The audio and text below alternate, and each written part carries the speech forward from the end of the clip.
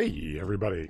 Welcome to the Noir Bar. I'm Polly, your friendly neighborhood drink host with a bottle ready at the pour.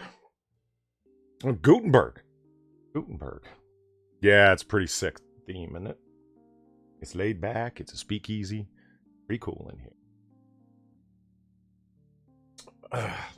So, you guys know, waiting for the guests to show up if they ever decide to show up. We'll see if anyone comes along. If not, we'll keep each other company. You know how it is.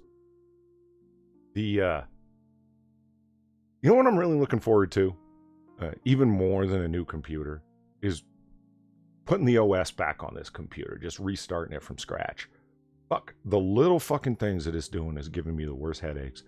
For some reason, my browser, every time I go to open my sub box on YouTube or open a new YouTube page, I get that it staggers and it chokes and it says, this page is slowing down your browser. What would you like to do? Stop it or allow it to continue? And it's like, oh my. Everything's just a pain in the ass. I want to start a new fucking theme show every night where I'll be like, Polly's grousing with computer gremlins. And it's just going to be a long list of the technical bullshit problems that I encountered with my computer today. God knows it's a daily, if not hourly occurrence. People call me a boomer. Oh, fuck that. You sit down in front of my computer and see if the same problems don't crop up for you. Now, you know what I'd really like to do? You start a stream, right? Maybe I'm going about it in a more technical way than one needs to. Maybe it doesn't need to be this difficult. But I'll like open up Hangouts. So can invite people in, and that's the way the guests will be there. So there's one browser open. Any stories I have open are open in a whole bunch of other tags, or tabs rather. I have whatchamacallit running, of course. A Discord sitting right in front of me. Was OBS Studio running. And then I have Creator Studio and another tab running.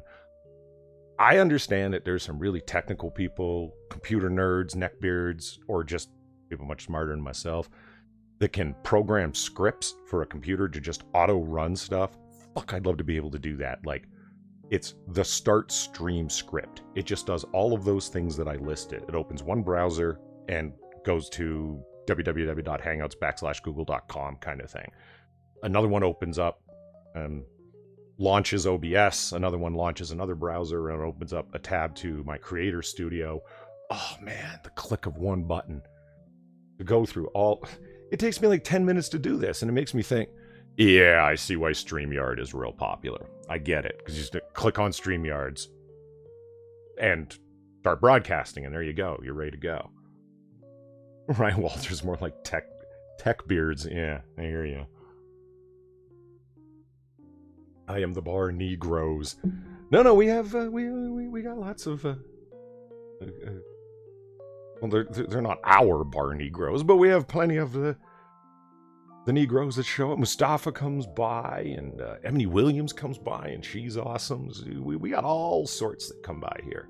It looks like this is the 1940s, but it's not the 1940s. Everyone's actually welcome here. James Collins, learn to code. You know what? That's not even a meme in my case. In my case, I do actually need to learn to code a fucking script. I would love to be able to do that. Whew. Oh, Gutenberg. It's not just... Thank you, brother. I appreciate that. But it's not just the... Oh, yeah, see? And another thing I didn't open. Streamlabs, in case there's some generous soul out there that feels like tipping the bartender. But the martini glass over to the bottom right, Goot, that actually...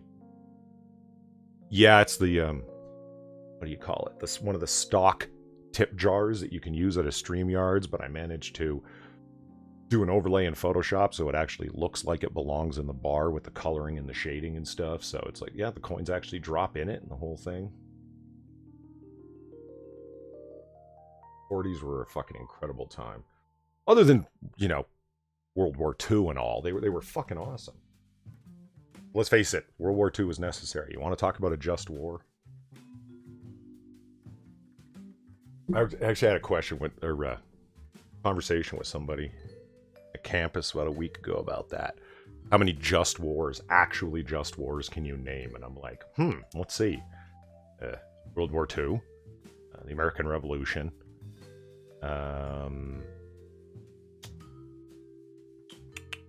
Help me out here, chat. There's got to be more than those two.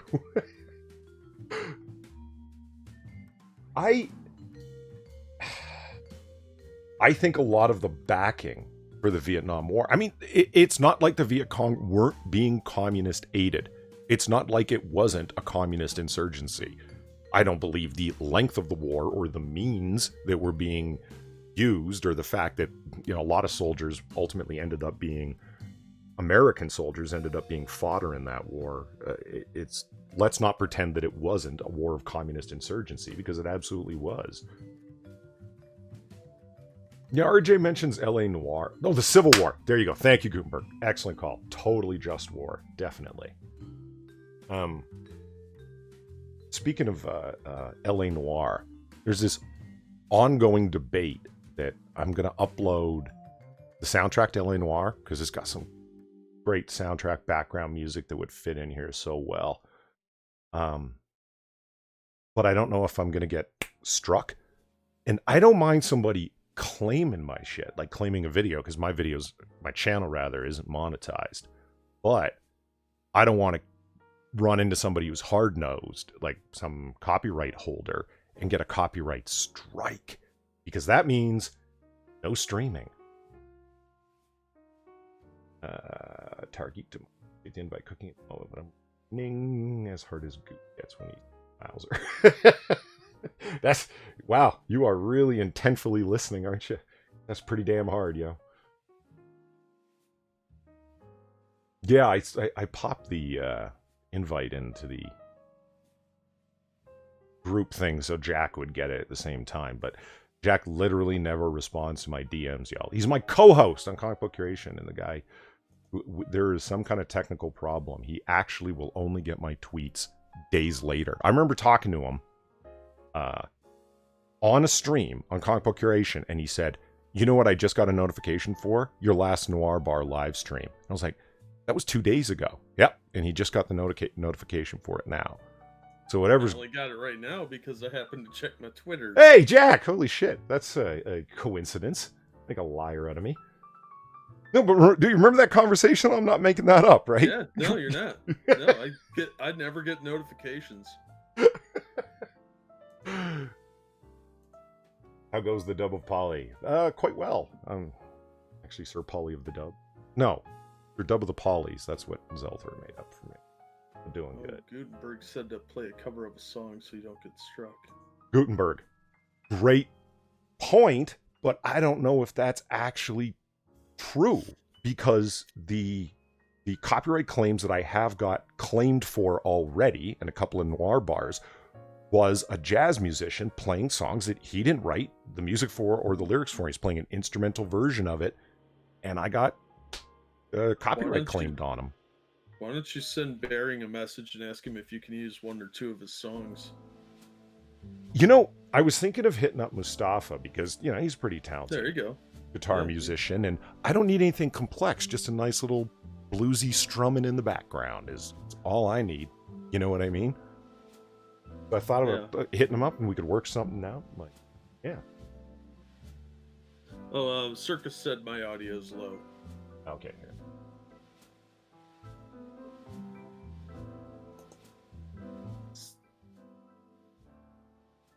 Turn the beat around.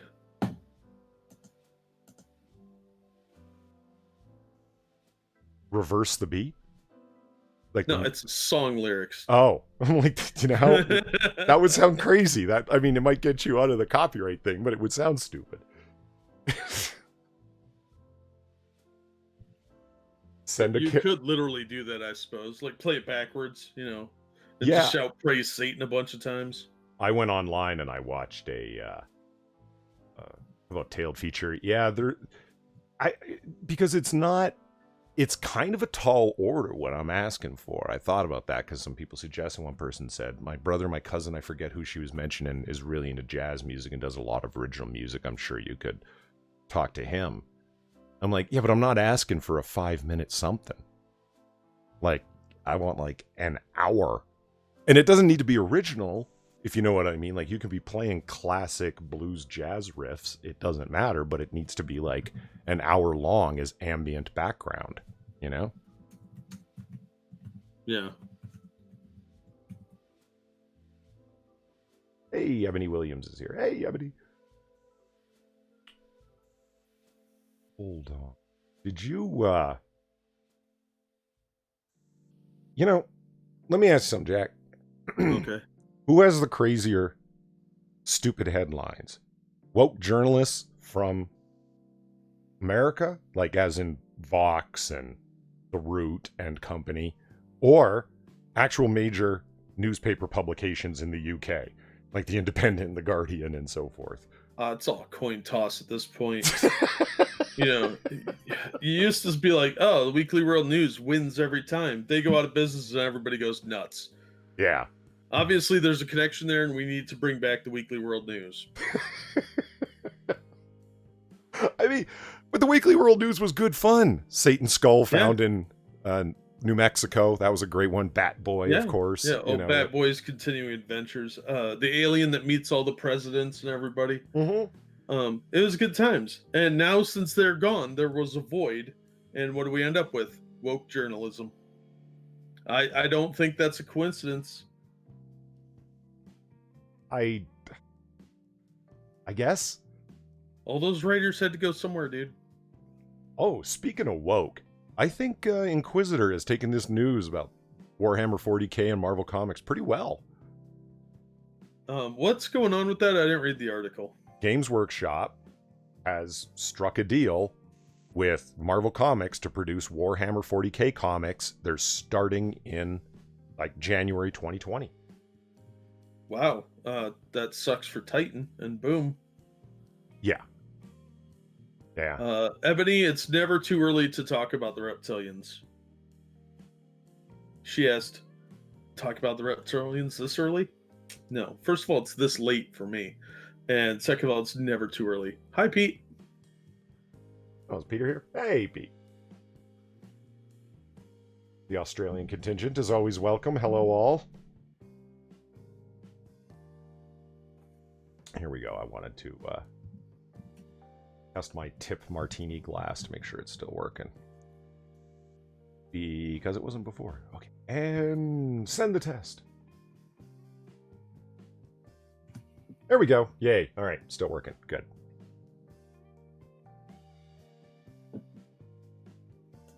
I was reading in the Guardian today. Don't ask me.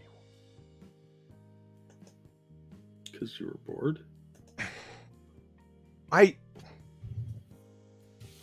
So you heard about the 12-year-old girl that made up the story about 3 boys holding her down and cutting her hair off, her dreads off, right?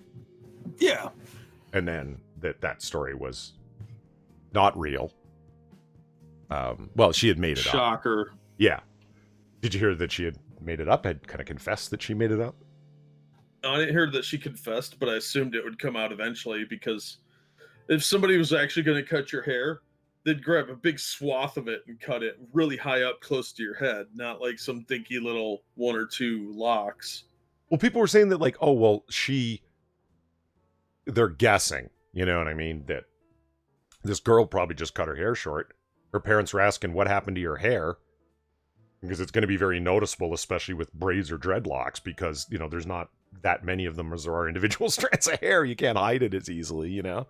And she ended up making up this story. And I'm like, I don't know. Where are you getting that from?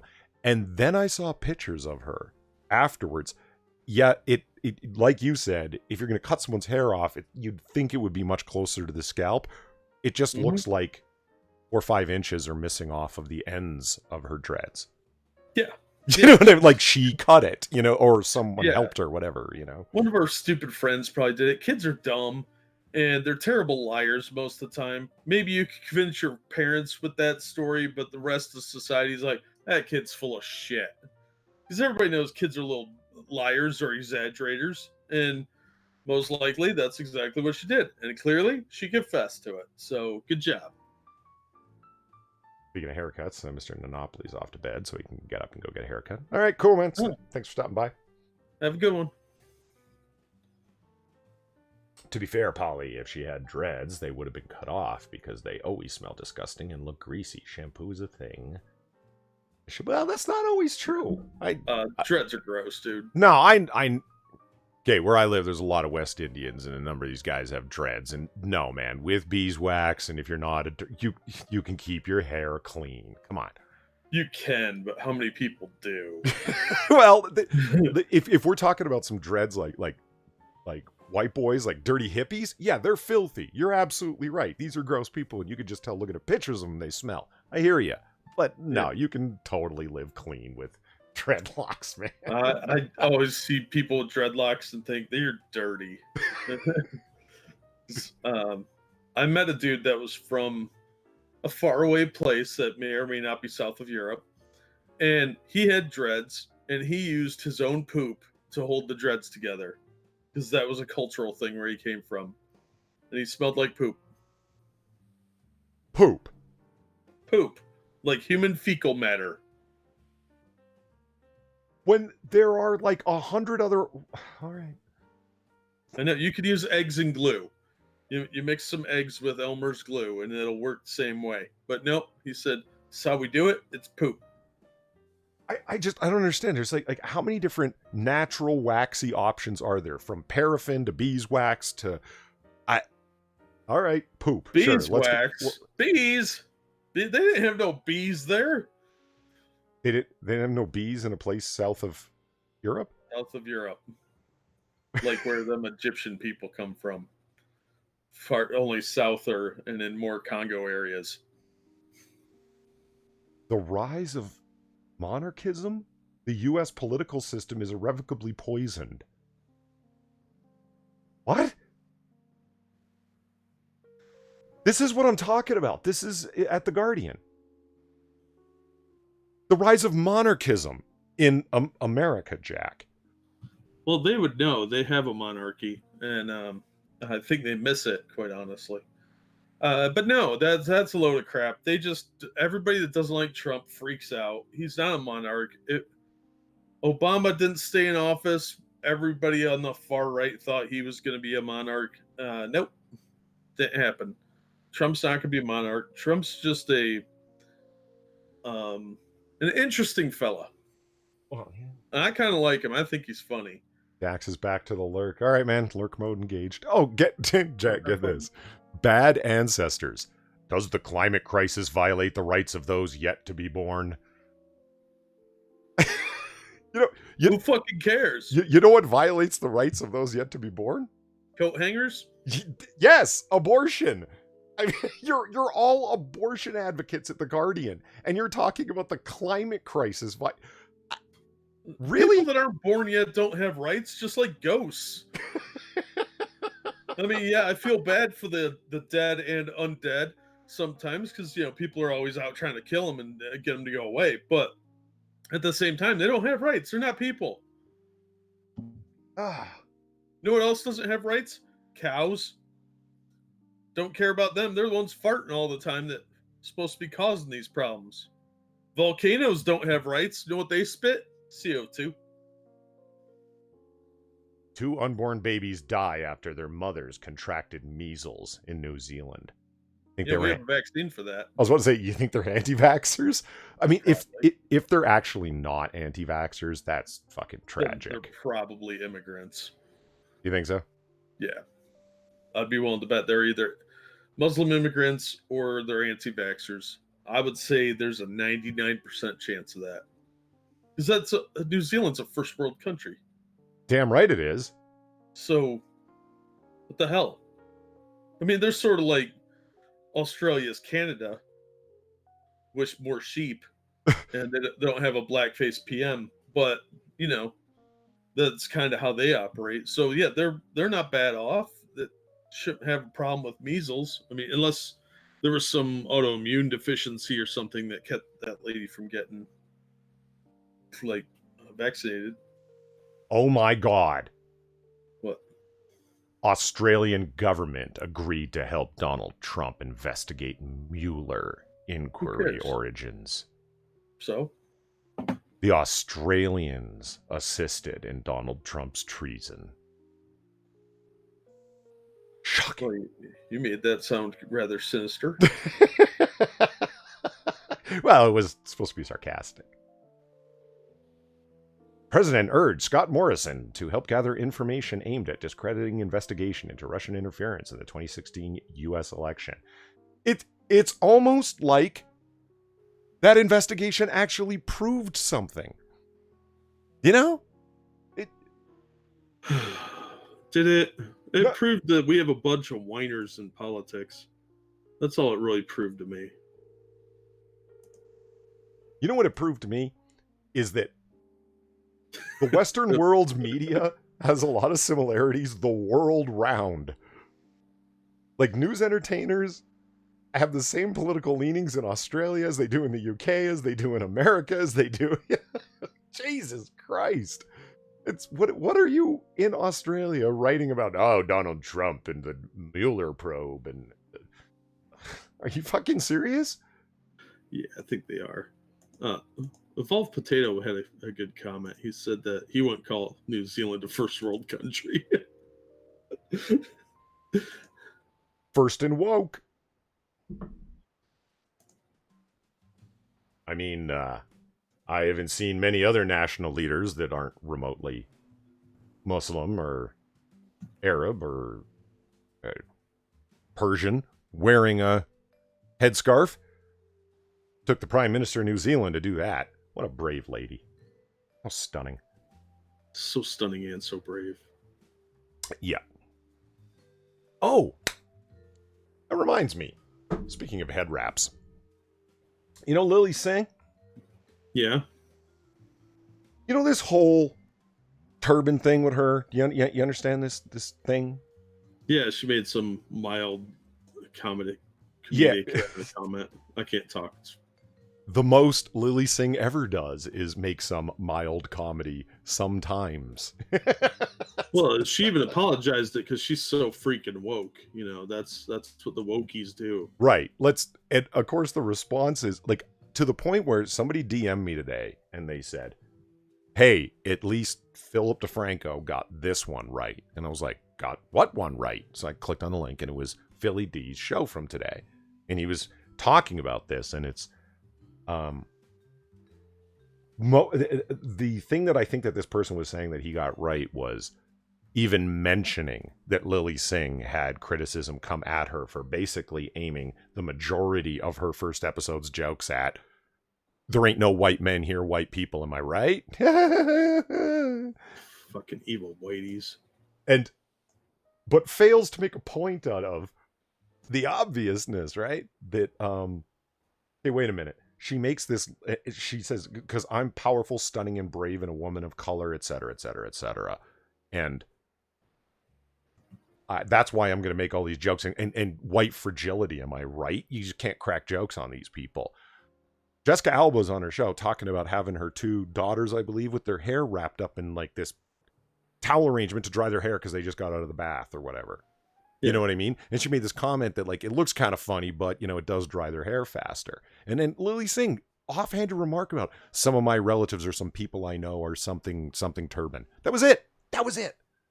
And she's like... Yeah, because she's Indian. Yeah, I love this line that she says, though, in her apology for it. It's like, wait a minute. If people are, you know, on Twitter, did the Twitter thing.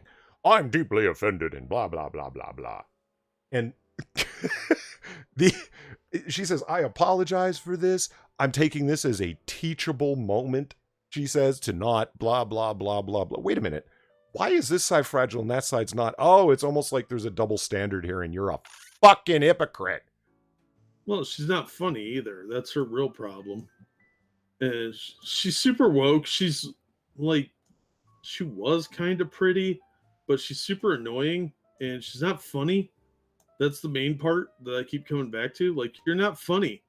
You can't call yourself a comedian if you don't have funny jokes. Like, nobody laughs at you. Even with the sign. I don't think she's a pretty lady, sure, but she completely, like, I don't think she's super hot or anything, but yeah, she's pretty, sure. Well, to quote Ash Williams, honey, you got real ugly. As soon as you start talking to her, you're like, I don't like you. Yeah, exactly. What attractiveness she has is just destroyed by the fact that you're not funny, you're self-righteous, you are actually extremely fragile because don't say anything about me while I throw these stones from within my glass house. Actually, Jack, I'm going to refill my coffee cup, and you're going to hopefully answer Tyler's question, which is really good because I don't know jack about Judge Dredd comics, but you do, I right? already answered it in the chat. He Oh, you said, motherfucker! I was going to go grab a coffee while you answer. well, go get your coffee. All right, What Judge Dredd comic should I start with? I'll be And I right said, back. America. It's a good Judge Dredd book. He's not exactly the protagonist of the story, but it's one of the best ones, and it's a good starting point if you want to look into Judge Dredd books. Yes, Evolved Potato Lily Singh probably does need that, but I think she's one of the gays or bi or something. I don't know. I don't pay attention to her. She's not particularly interesting. She seems very pedestrian and boring. I bet she'd be real annoying too, like a super clingy person. Gross. Do you think Philly D, when he finishes, he's like, "You've been filled in"? All right. Anybody got any other questions? Otherwise, I'm gonna have to talk about how boring my day was. Come on, see some questions. Holly's getting coffee. You can ask whatever. Oh, she's bi? Yeah. That just means she's indecisive. All right. Thanks for keeping an eye on the bar there, Jack. That's always a terrible idea, and you know it. I come back and everything's on fire and the cash register's empty. What happened? Yeah, there's nobody around with me. I'm like, I don't know what happened. Everything was fine when I started my ship. Who's by? Lily Singh. Oh, really? Fuck, so Yeah. she's just the fucking poster child then, huh? Bisexuality is the mundane mat of sexualities because you're sitting on the fence. Just pick a side, all right? You like one more than the other. Yeah. Just pick one. You know, one at a time, even. That's fine. You can switch, just not all at once. Ruining it for everyone else. You know what? Bret Easton Ellis, right? The author I mentioned a bunch. Yes. Because that guy, like, he's so straightforward that I tend to take what he's saying at face fucking value. You know what I mean? There's no... The guy doesn't virtue signal even a little bit. Quite the opposite in terms of being anti-PC. He says, I was bisexual for years, but I was dating women, going out with women. I was happy to do it. In my teenage years, there were a couple of things that happened with some different guys that I knew. But now that I'm an adult, yeah, I guess I still find women attractive, but I haven't dated one in years. I live with my partner. It's been that way for like 20 years. I don't really think I'm going to date a woman again, so I might as well say I'm gay. So I'm a gay man. I'm living as a gay man. I'm like, yeah, okay, you haven't helped clarify the whole bisexual thing for me at all now. You just, like, you know what I mean? Like, I take your word of what you're saying. I still find women attractive, but fuck it, I'm going to live as a gay man. And it's like, well, you really do sound like somebody who could make another decision one day. You know what I mean? That hasn't helped the confusion any. Yeah.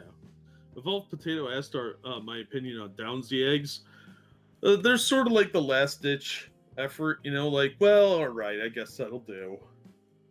And BG asked if you could question my sanity, and I said no.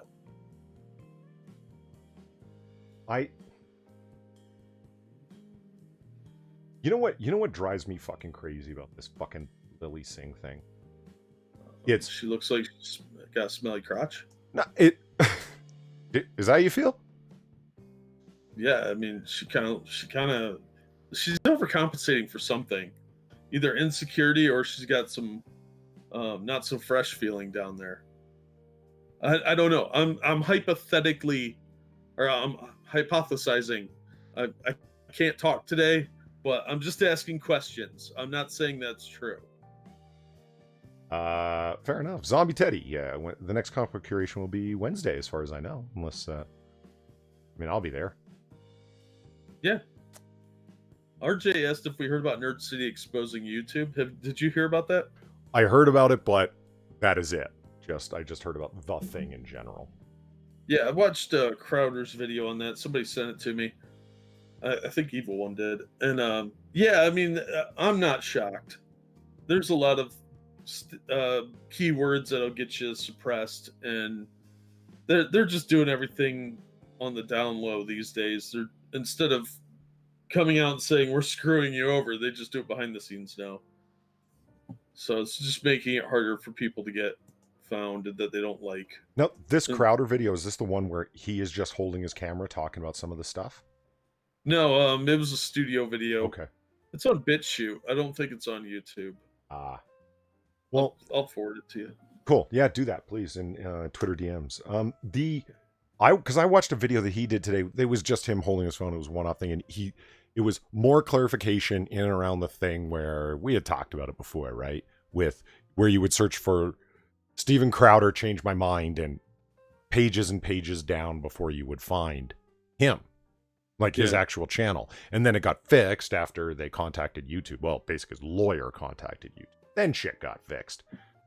He was talking about the complexities of that in this little 15-minute video where he's just talking to the camera, and he makes it clear how much sorting search results, how powerful it is to me. That was my takeaway, because he's apparently it's region specific as well, because we got people that watch from all over the fucking world. Somebody from Spain, it never had that effect, and they sent us screenshots. Somebody from Russia did not have that effect. But then we have hundreds of examples that people tweeted at us that it absolutely happened in Britain, in Canada, and here in the US. You know what I mean? And I'm like, what's powerful about that is there is plausible deniability built into the fact that they're doing it. Because it's like, oh, you weren't high enough in the search results, so you're complaining. Well, here, let me just jump on a VPN and go to Spain, and then here show you. Yep, see, you're not being sorted to the 30th page. Quit bitching. And it's like, and they goddamn well are doing it, but try proving it. How the fuck would you ever prove that? You'd have to sue them and hope you could get to discovery stage before that. It's up far.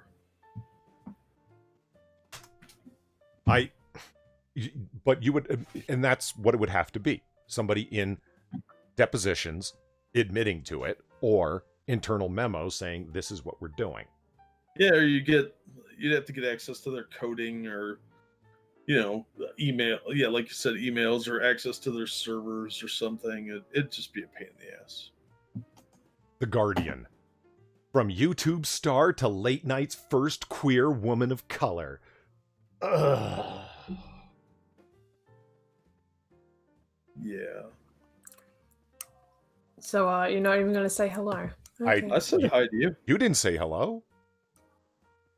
No one said. I didn't hear anyone say hello. I said hi, Far. When you walk in a bar, you gotta come up and say, "Hey, how's it going?" I didn't hear you. Well, I'm sorry. I've got food, so I'm trying to not. You've called me at a really odd time, okay? Well, you didn't need to come on. I sent you the link, and there it is. Yeah.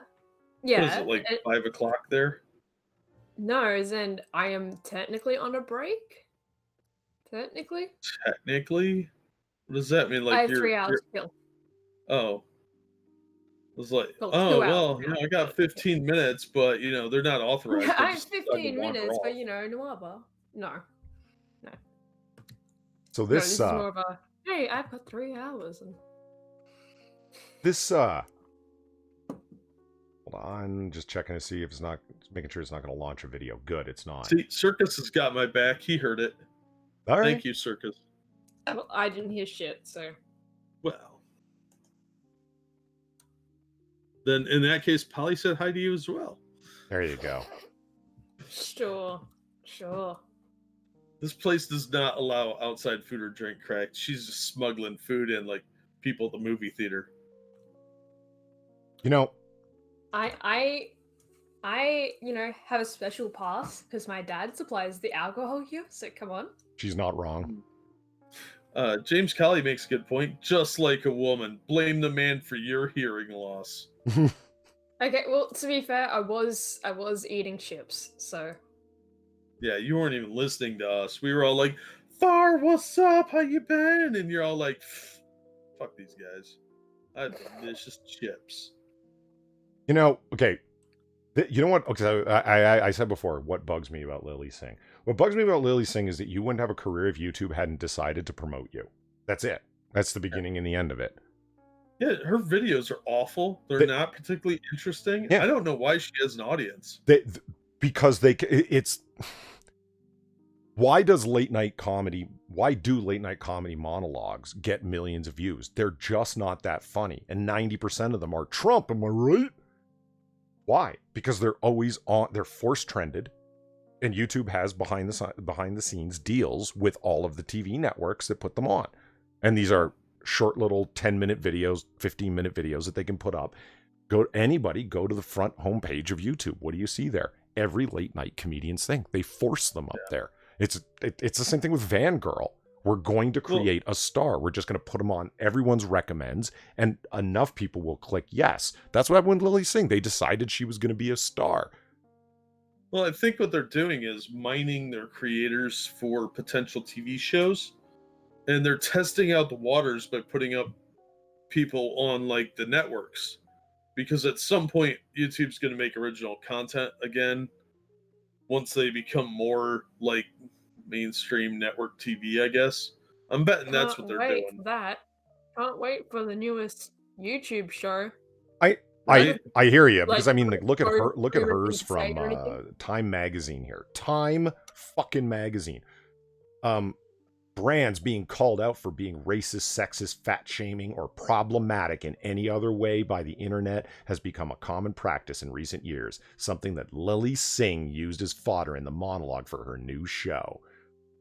The YouTube sensation turned newly minted late-night funny woman took to brands like Gucci, H&M, and even Fitbit to task for products that have caught flack for either using racist imagery in text or, in the case of Fitbit, structuring the functionality for a narrow demographic. Fucking white people! Right? Well, Fitbit, I mean, they're always fat shaming. Well, I mean, seriously, what? I don't even understand what that... structuring functionality, I would love to hear the argument of that. I have a feeling it would turn out to be like the way offices are structured for men, that the temperature isn't right for women. That's sexist. Yeah, I don't get why. I don't get why they're complaining about that, because I have a Fitbit. I had the Fitbit app, and I know for a fact that there is a period tracker on there. It's a buggy as fuck one, but it's on there. That's gross. No, I'm not. Yeah, I'm not saying it's not gross, but I'm just saying it's there. They have no reason to complain.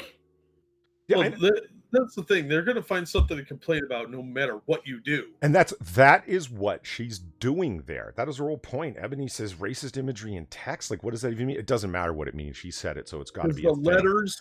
The letters are black. Look at your screen. The background's probably white, and those letters that you just typed are black. They are using the letters as literary slaves. What about those letters that they said in Pokemon? They're like, these are racist characters. Yeah. Because it looks vaguely Asian. Well, to quote Lily Singh here, it's quote, "It blows my mind how many major corporations are completely clueless from racism to fat shaming. You think all these brands were running for president." This is what happens when your friends aren't like, dude, that's not funny. Dude, you're not funny. Don't tell jokes. Oh, you don't like who's running for president? Maybe you shouldn't have left Canada and come to Los Angeles to do your stupid fucking show. Ugh. I mean, what wasn't it a wonderful land of inclusivity right here? Well, Singh used the jokes to talk about the need for inclusivity at all levels of a company. She also used a parody sketch about a Fitbit-esque brand called Step Buddies to address the very real effects of casual racism. What in the ever-loving motherfucking hell are you talking about, Time Magazine? Do I need to go and look the Fitbit app right now and see what she's talking about? Yeah, I would love to. I'll do it. I would love to hear. Right on my phone. What? Let's see. Like what thing right they now. read into it makes it racist. Like yeah, let's see. Okay, so here's the dashboard. Nothing on there. Nothing that could be racist. No. Discover. Spoken from a point of your white privilege. Okay. So health and fitness stats. A picture of an Asian woman sleeping. Okay. Guided programs looks. I'm of a that's a woman of an indeterminate race. I'm not Okay. really sure. Hang on. You said an Asian woman sleeping. Asians Yeah. don't need to sleep. That's a Oh well, myth. okay. Well, she. I don't know what to tell you, Jack. She's asleep on that bed there. Let's see. Man and woman running. What is it? Because they're not dark enough? Is that it? Well, Because the Gil pictures- Cotto suggests something that, yeah, it actually could be the way. I have a heart rate monitor on my phone that I installed just for kicks to see if it worked. And the way that works is by putting your finger, it turns the camera light on and you put your finger over the camera lens. And every time your finger pulses, your skin's going to get slightly darker because blood is flowing into it. And from that slight color change, it's able to detect your heartbeat. Thus, your heart rate, as it measures it over 15 seconds, does the math. Here's your beats per minute. It actually works kind of well, except if it's even slightly cold outside, or you're pushing too hard, or it's really touching. Gil Cotto suggests maybe darker skin tones. It doesn't work with that at all. And is that one of the ways that Fitbit works? with the more expensive ones, because I have not the cheapest one, but it's not the most expensive. It's like middle of the road. But the more expensive you get, the more stuff it tends to have in it, and the more expensive ones have the heart monitors in them, which is just like these green laser things shooting out of the back of it. Okay. Yeah, maybe that's it. Maybe. I mean, from what you've explained there, yeah, that could probably be it. But that's not really a racist thing. That's just a poor design. No, light is racist. That's what I learned.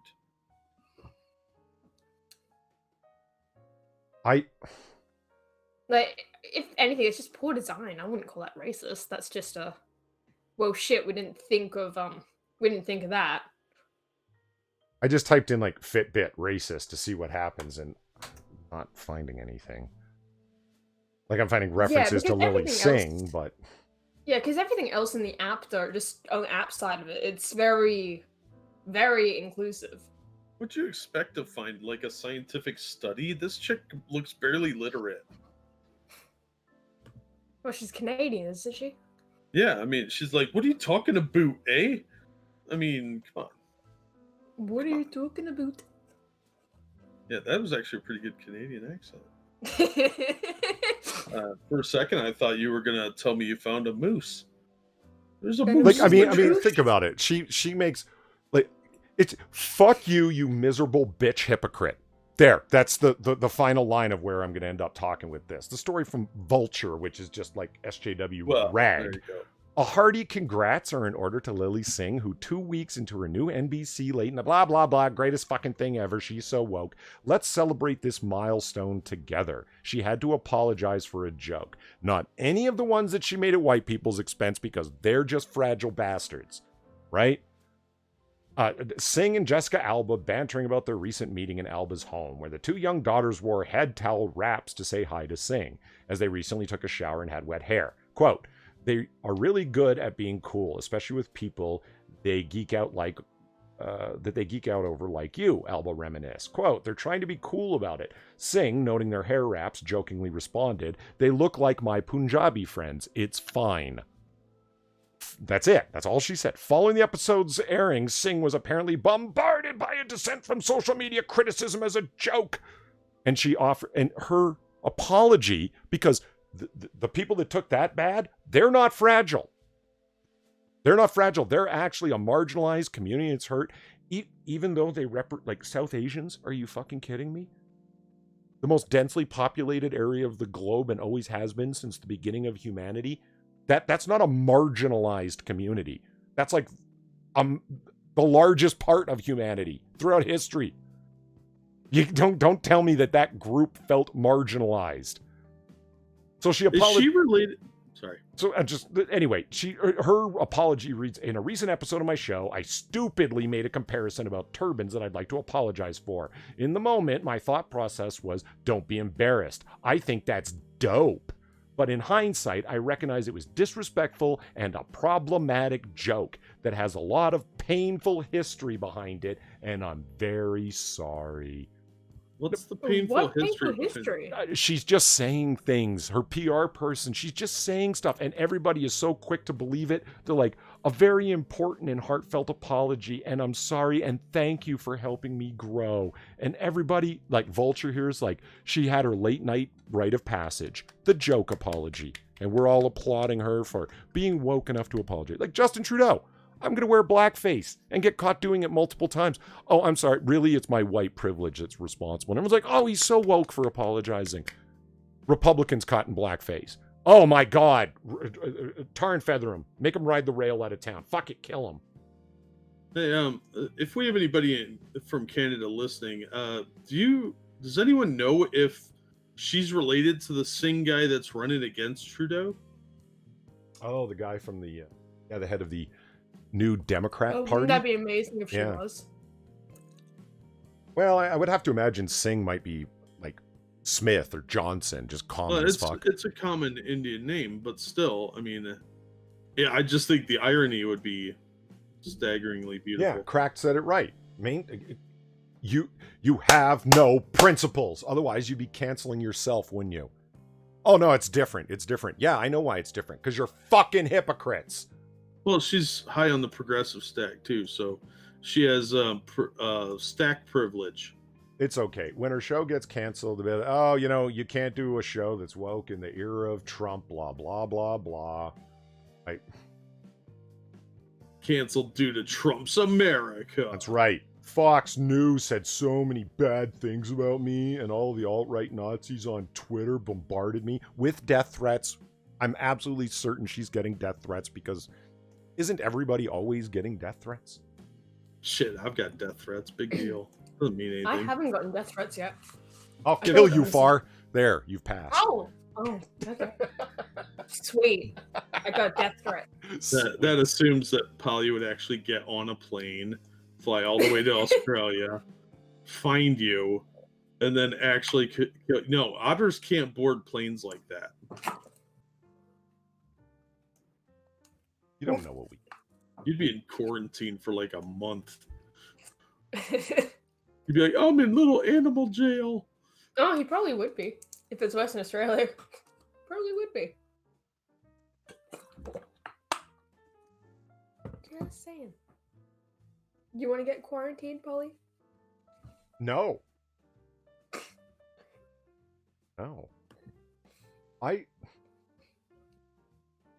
Fuck the Guardian, man.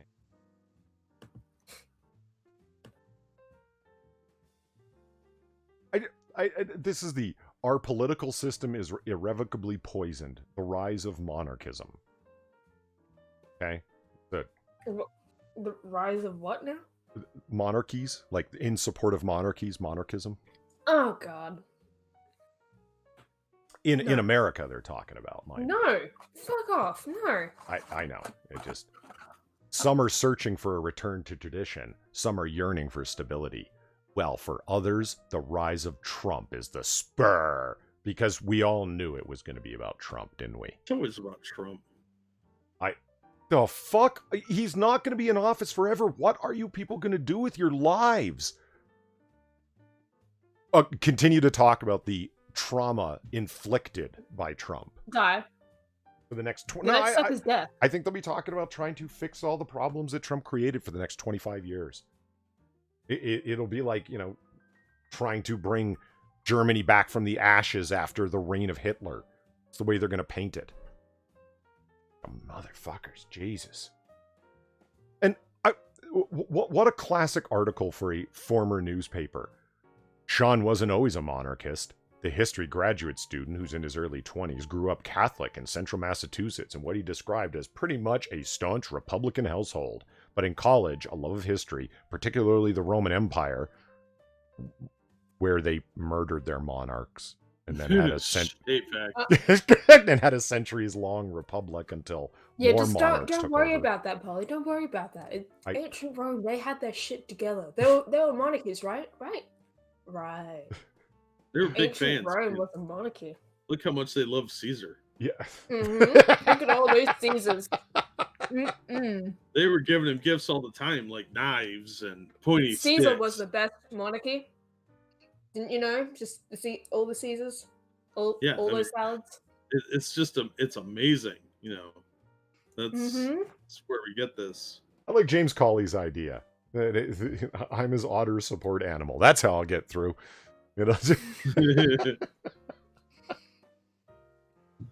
No, I'm still laughing because you're gonna get sprayed. Just saying. Spray?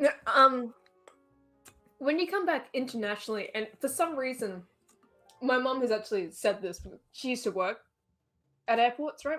Right. Apparently, Western Australia is one of the only states where, if you're coming in internationally, they will spray you with disinfectant on the plane before you land. You're gonna get the delousing treatment. Yeah, pretty much. You get Like, sprayed. I'm pictured They're like please.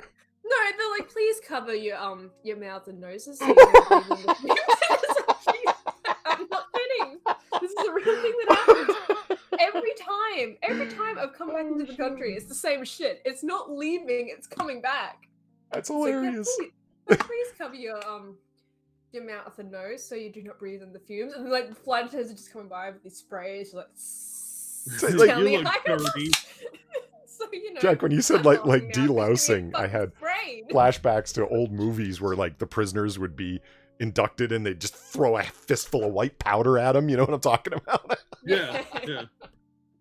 Welcome Dude, to that West was Australian, bitch. that was the best thing about working in a juvenile prison was delousing day, because you could just take out your rage on those little fucks. Throw fistfuls of delousing powder at someone's face. Jesus.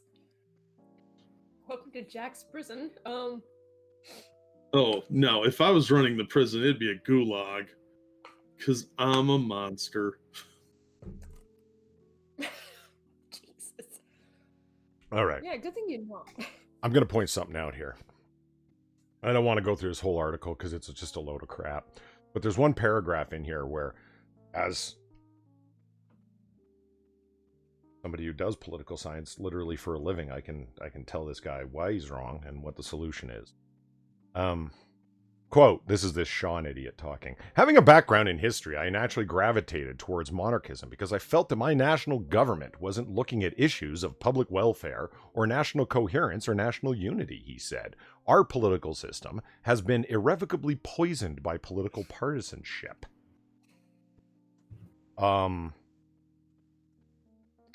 Okay.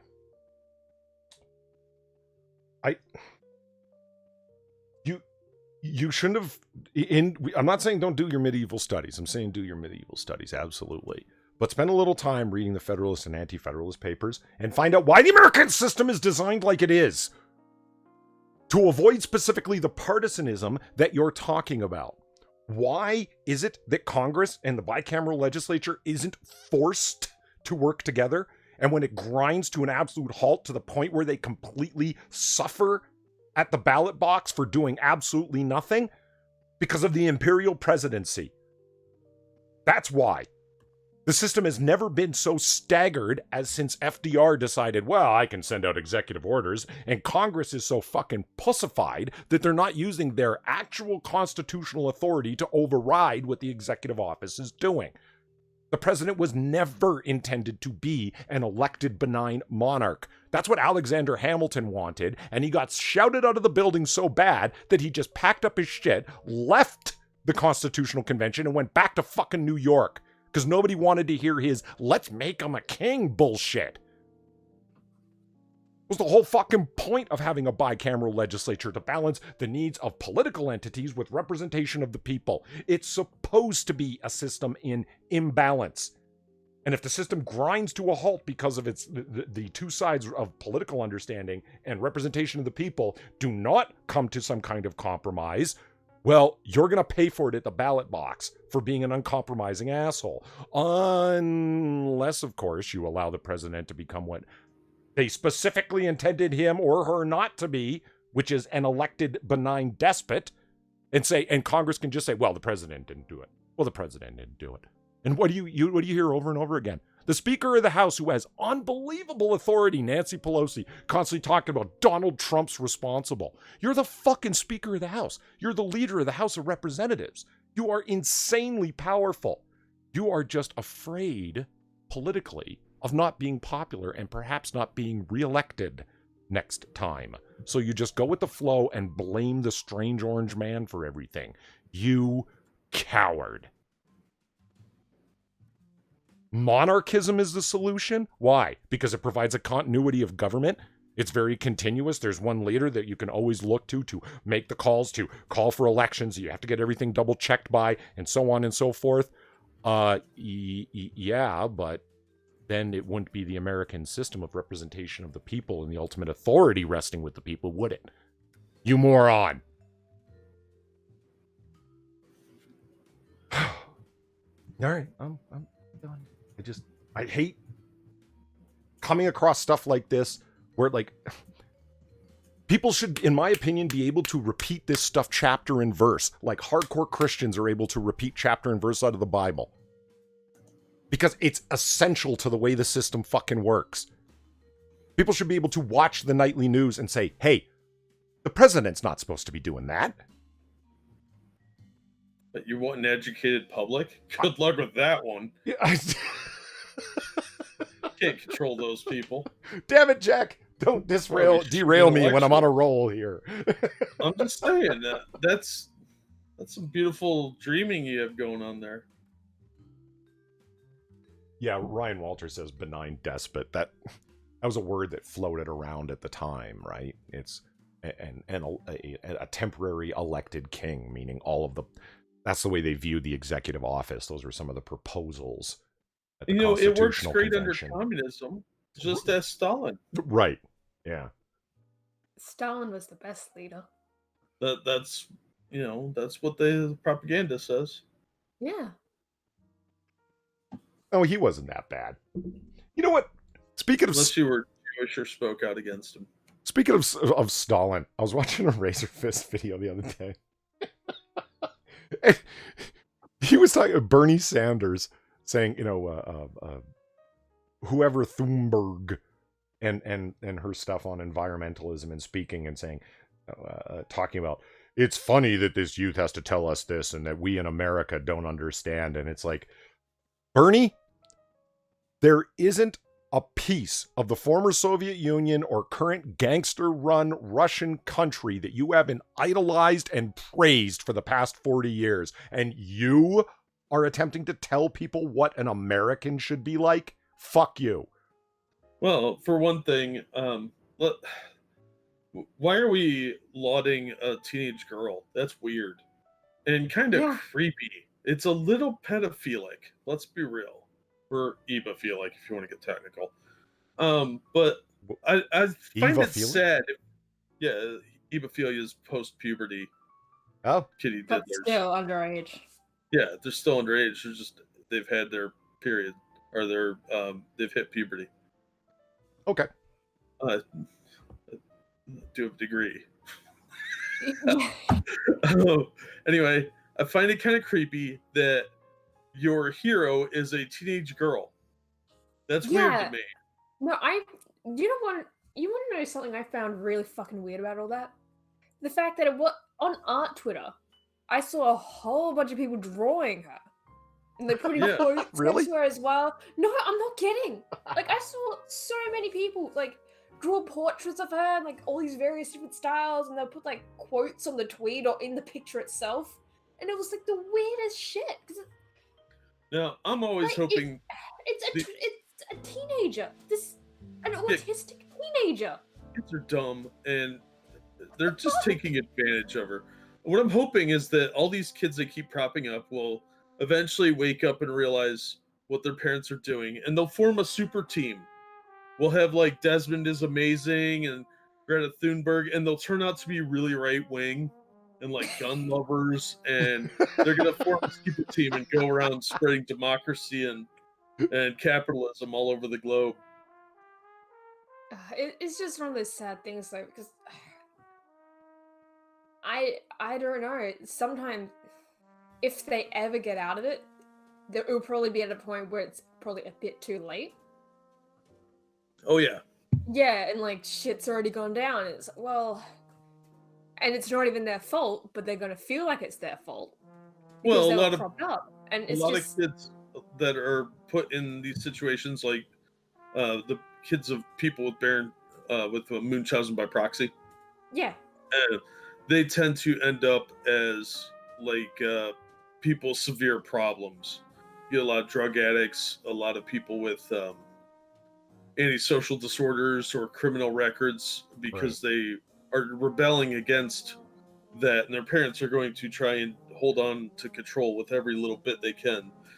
If you've ever been around people that have very controlling helicopter Yeah. parents, you see how they rebel, and it's not healthy usually. So Yeah. Oh yeah. No, I knew a girl once that her parents, for whatever reason, they let her two brothers, because she was a triplet. They let her two brothers get a license, but not her. Which led to like this whole series of events of her like going behind their backs just to get a learner's permit. Yep. Well, okay. Yeah, and her whole plan was like, by the time she actually got the license, she'd be like, "Oh shit, I paid for my own license now, bitches." But yeah, this is just. But no, she did a lot of other really things like that as well, of just rebelling. It leads to a lot of like unhealthy behaviors too. Okay, well, Yeah. you guys tell me, because you got Mustafa saying they will no doubt discard her and cast her aside when she doesn't get them the result that they want. And I've heard other people say that besides Mustafa, and I heard that point. Is she really being built up to this point? I don't know. Like, I've heard people talking about her, and I watched her little speech there, but has she entered into some kind of like actual messiahship for these people? Oh yeah. Yes. She's entered the No, lexicon the of. drawings. No, like I said with the drawings, like it's a whole thing. Like, you can really judge these things if you look at artist Twitter as well. Like, if they're drawing portraits of a person, they're being built up in some way. Yeah, they do this occasionally. Like, they'll pick somebody and they'll be their hero for a short period of time, and then throw them away when it's not useful. And Mustafa's right. Once she ages out and becomes like college age, she's not going to be useful anymore, because now she's a precocious teenager who's standing up to the powers that be, and speaking truth to power and fighting the man. Mm-hmm. But eventually, when a 25-year-old doing that is not as edgy, it's not as interesting, it's not going to get as many eyes on it, so they're going to move away from it. Like, you remember those kids that were singing the praises of Obama? They sang some song in their school, and it became viral for a few minutes. No, but that's creepy and predictable. Oh, it's super creepy. I'll find the video. I bet it's still on YouTube. I don't want to see it. Why do people want to creep me out like this? I believe it. I Oh, believe it. I don't want to see it, but I believe it. You know one thing that happens all the time? Are clips that are used all the time that I don't enjoy and other people seem to? Watching Nancy Pelosi stutter and lose her way in speeches at podiums. I'm not like, ha ha ha, you're an idiot. I'm like, are you okay, Nancy? Are you having a moment? Like, it actually looks like she's involved in a legit mental lapse. Dude, Like, you know that, yeah, well, that legitimate cringe feeling, that tightness in your chest, where you're like, oh, lady, why are people putting you in front of a microphone and a camera? You're fucking losing it. I mean, at least Joe Biden, like, he comes across like your crazy uncle in that he's, telling corn pop stories and so forth and reminiscing about things that probably never happened. But it's incoherent, but the content of it is what's incoherent. With Nancy Pelosi, it's her actions and words. It doesn't matter what she's saying. It sounds really off and weird. Like the clip of her at the end of that last Razorfist video I was watching that he used. Holy shit. She's like, thank you very much for coming to Detroit, New York. She called New York, New Year. And she's at the NAACP meeting in New York, okay? She goes, at the NAA... And just trails off, can't remember the next letters in the sequence. Wow. That's... Here, Polly, I'm in the chats. I'm going to throw the link to a slightly altered version. The singing is the Obama kids, but somebody from Reason TV made it North Korea themed on the visuals because it's funny. Oh yeah, and I just popped over here to Twitter to see if Jack sent me my God. the link from BitChute, and this is about the time to remind you that, hey, This bar is personally owned by me, but I'm the one who's got to keep it up. So if you feel like tipping your bartender, by all means. And if not so, by all means, like and subscribe and share us on Twitter. We'd be happy. And also, check out these guys' links and stuff. Jack and Far, by all means. Show yourself out there in chat. Oh, look at Evolved Potatoes already ahead of me. Far Yeah, Evolved Potatoes yeah. better. Oh, Evolved Potatoes shilling for me. You are So so fine. awesome, Evolved Potato. I absolutely appreciate that. So yeah, by all means, if You are my favorite potato. if Just you saying. if you are so inclined, feel free to click one of those links. Check out Far's stuff, definitely. Evolved Potato is our favorite potato that we will fight to the death to protect from JF Garrity. Wow, 'Cause that's he a likes scary potatoes. image. Isn't it though? It's just, it really is, I love actually. the title of this video: Obama Kids Sing for Change, Pyongyang remix. Yeah, I thought it was funny. No, there were a couple of these classrooms that were singing songs for Obama. It was around 2008, I want to say. Maybe before that. Maybe after. I don't fucking know. It's 3 in the morning. And I've been up for like 30 hours. So Victory just said in chat that was one of the stumbles that Nancy Pelosi had in that clip. It's like, and now we understand why it's so important to break the gas, the grasp. It's a goddamn Nancy. What's going on with you today? Break the gas? Shit. I'm assuming she was getting it, the grasp of white supremacy or whatever. Okay. So this, on a completely different note, I finally made it through all of these, the final 24 episodes. Watched every last one of them, the final 24 hours in these various people's lives. Somebody T says, I'll donate, but medical school is really expensive. After I get my MD, I'll be able to... Hey, it's no problem if you're not financially able to. It's completely cool. That's why it's so appreciated by those who do. But if you don't know, by all means, being here and pressing that like button is more important than a lot of people think that it is. When you come into the bar, hit that like button, by all means. And if you're listening in the future, comment below. That interaction, man, the fucking algorithm's like fighting a 500-pound gorilla, man. There's you need all the help you can get. You know what I mean? Every little bit of interaction is actually extremely important. So yeah, this the final 24. You ever heard of this, Jack? Nope. Okay. It's up on YouTube. That's simply what's called the final 24. Meaning the last 24 hours of these various people's lives. And the episode starts with like a running clock, like as their editorial shtick. Do they murder them at the end? No, it's people that like died. So a lot of the people are Keith Moon, Jim Morrison, Janis Joplin, Marvin Gaye, John Belushi. I thought they were following around like people that they're going to murder. Like this is some serial killer's vlog. No. No. It's just like, so how do you feel right now? I'm terrified! That's wildly arousing. Could you cry for me, please? Okay! So you realize that the contract killer that we've hired is going to take you out in less than 4 hours. Dude, how are you feeling now? It's the prequel to the first 48, where they try and solve murders. It's the prequel to that. Man. No. It's the... Jesus Christ, that's dark, Jack. It's the prequel. Well, you're the one that told me the name of it. You didn't expressly say that it was about like famous people. You're just like, yeah, it's about people that the last 24 hours of their lives. And I'm like, how do they do that? Are these inmates on death row? Or, oh my God, they're being stalked and murdered.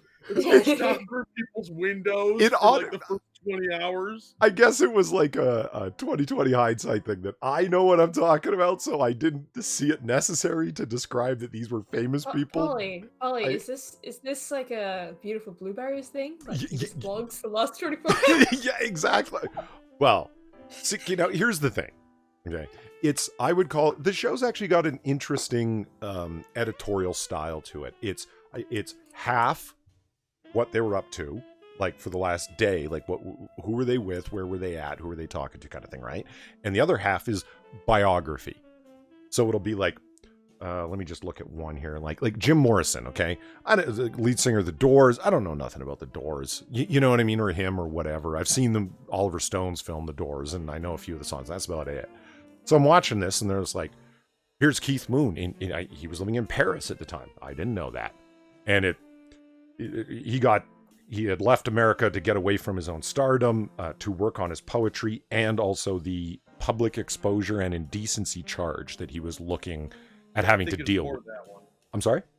I think it was more that one than the poetry. Yeah, and fleeing justice. Just trying to make it all nice and flowery, you know? Yeah.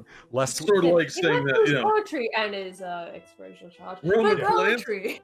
Roman Polanski really liked French vineyards and the countryside. Also, he butt pounded some 14-year-old twice after he gave her some lewds. But he really liked vineyards. That wine, huh? Yeah, and the beautiful scenery and the smelly French people and baguettes. And Eiffel Towers.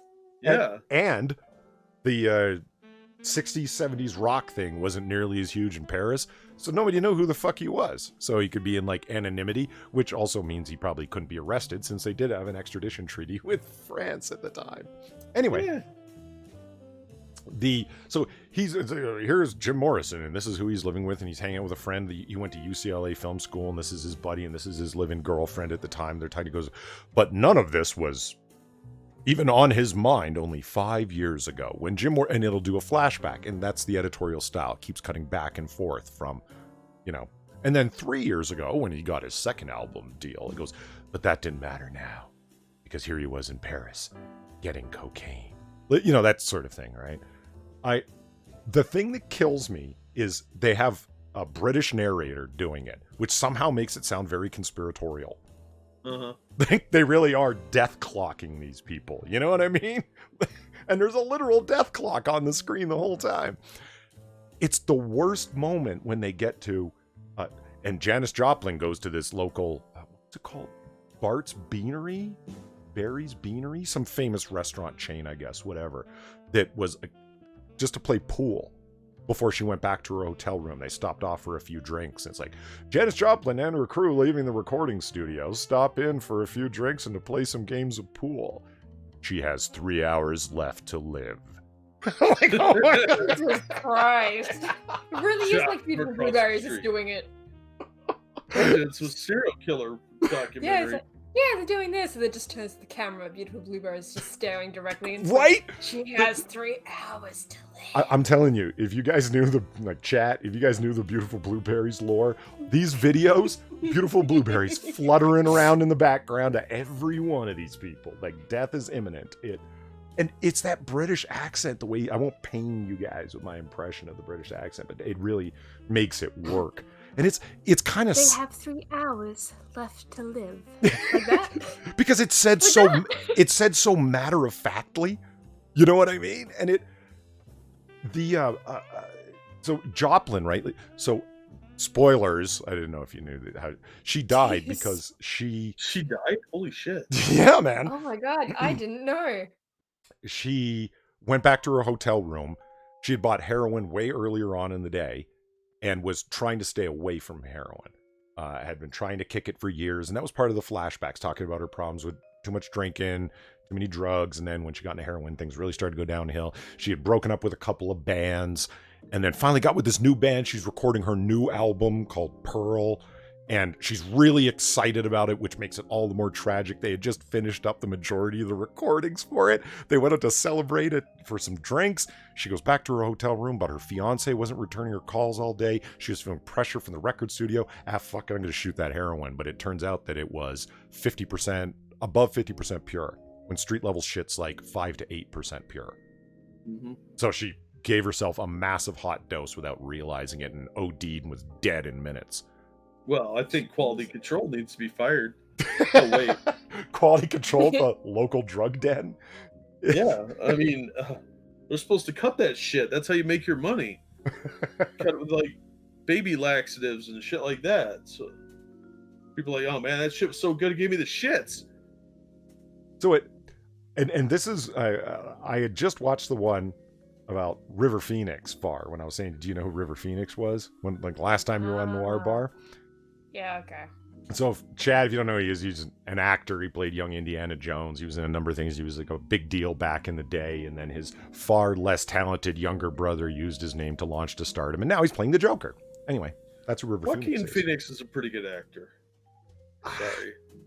I know you don't like him because if he was in a movie with Daniel Day-Lewis, it would just be like the center of a quantum singularity and the universe would explode. You mean actor acting man? Yeah, and they'd sit there and act off of each other because they're kind of the same person. Like, if you got Daniel Day-Lewis, Joaquin Phoenix, and Elijah Cotes in one movie, I think that would be the apocalypse right there. Like, 4 horsemen, everything. Just straight up biblical, because there'd be too much actor man going on. And River Phoenix was also in Stand By Me. Oh, yeah, that's right. Yeah, that was the other. So Ryan Walters asked, did the price not tip her off to its dosage?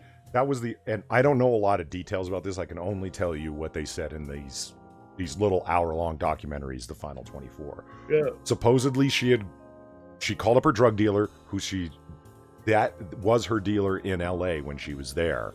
And she always trusted him because he always had good shit that was tested and it wasn't cut down to being absolutely nothing. So, and this was the time that he didn't run a test on it. So and that weekend, 8 people died from overdoses from that same batch in Los Angeles. It wasn't just her. Yeah. It was a total of 9 people all OD'd off it. So she took 8 other people with her. Ryan Walters makes a good point that your hatred of the Joker is very interesting. Because, I mean, who hates the Joker more than anyone? Fuck off, Jack. Batman? Perhaps I've said too much. Anyway, you never mind. Anyway, as I was watching The Final 24 at Stately Wayne, my house, I'm just saying, you hang out with a guy that you refer to as Inquisitor, who looks a lot like Green Arrow. Well, I think that's intentional on his part, but it's also a hell of a coincidence. Cyborg. I don't know if you guys know, chat. Like, Quiz's one of his favorite superheroes, if not his favorite superhero, is Green Arrow. And yeah, he does actually look a lot like him and has the same beard as him. It's a little like the beard's intentional. The rest of it isn't. He just really looks like the guy. Yeah, it's a coincidence, isn't it? And Ryan, I got your back. Same page, man. No, Batman is not Jewish. No, he's not. He's Catholic. Who was the writer who wrote him as atheist? Was that? That's a recent thing. Yeah, it was. But who was the writer on that? I don't remember. Was King on him yet? Was he on? Probably. It was probably Tom King or one of the other garbage writers. Like that seems like the kind of thing that Tom King would do. Like he's having struggles with his thoughts about religion in general, so of course he makes Batman an atheist because that's what Tom King does. Yeah. Turns comic characters into his fucking diary, right? Well, he hangs out with gods all the time, so he would have some kind of religious belief. You'd think. You'd think if anyone was open to the idea of supernaturalism, it would be these people who see supernaturalism on a regular fucking basis. Yeah, there used to be an angel on the Justice League. Yeah, Zariel. Look it up. Back in Grant Morrison's run, when it was JLA. Huh. So the River Phoenix. Yeah. So get this. Flea from Red Hot Chili Peppers killed River Phoenix. That sounds surprising. Flea looks like somebody that would kill you by accident or stab you for a blanket in an alley. Now, not directly, but enough for me to make that claim. So here's what happened. River Phoenix fancies himself to be a musician and actually spent if anything, he spent more time perfecting his music craft than his acting. That's what he really, really wanted to do. But he become like this teen heartthrob guy. He was magazines, publicity, girls going, yeah, River, so that was my impression of a teenage girl screaming. Because I was disturbed, don't worry. Var, you were a teenage girl once. There was some cute guy with his hair all flopsy in front of his eyes, and his actual name was River Phoenix. Wouldn't you be swooning? No. Yes, you would. No. Yes, you would. No. Yeah, he had that little mop of hair in front of his face, and you'd be like, oh, he's so dreamy. No. This has made me cringe. No. Okay, let's just take a little side quest here. Who was Oh, God. heartthrobby to Little No Farm? one. Oh, fuck off. No, literally no one. See, this is the lack of honesty I get here at Noir Bar. With my guests up here at the bar with me. I could say it. I had a huge crush on Lisa Bonet. Everybody knows that. See, I'm willing to totally say it. That was my childhood crush, man. I thought she was the most gorgeous thing that ever fucking lived. So far, who was it for you? No, I really didn't. I'm not lying. Like, I really just didn't. Because I just did not give a fuck about celebrities. I still don't really give a fuck about celebrities. You hear that, everyone? Far's asexual. Interesting. Okay. Yeah. I find that, I mean, chat. There's a bunch of ladies in chat. You don't find that a little odd that a teenage girl didn't find some guy to be at least slightly cute? I find that hard to believe. She doesn't want to admit it, but it was Paul Rubens. We all know. I don't even know who that is. Why Paul Rubens of all people, chat? That was the first name that popped in my head. I don't even know who that is. It's Pee Wee Herman. Who? Oh, Australia, you're missing out. He's sort of the American Yahoo Serious. Who? He's Australian. Come on. I don't know who Yeah, you like- are. You have 5 famous celebrities from Australia. You have Kylie Minogue, Yahoo Serious, Crocodile Dundee, Russell Crowe, or what's the other guy's name? That I always get them mixed up. And Mel Gibson. And that's like your entire claim to... Oh, the Hemsworths. Sorry, 7. Zelthor seems to think that you were into the Jonas Brothers. Is that true? The Jonas Brothers, really? No, God, no. Are you into Hanson? What about Chris Hansen? That's pretty dreamy. I really don't understand how this is so hard to believe. Like, Oh, Hugh Jackman. Yeah. Yeah, no, it's just kind of odd. That's all. It's nothing personal. We're just intrigued, and we think you're hiding something.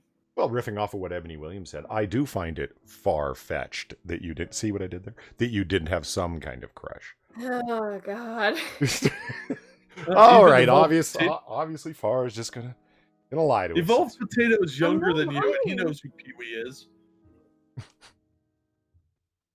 I'm really not lying. It's like, So River Phoenix, he's a huge. He's no Max Headroom. What? He's no Max Headroom. What's that? Max Headroom? You don't know who Max Headroom is? no. Off the top of my head. Oh, Jesus Christ. In the 80s, there was a TV show about an all-digital character named Max Headroom, and he did Coke commercials and video intros. I'll send you a link. Never mind. I'm so old. Okay. Oh, Christ.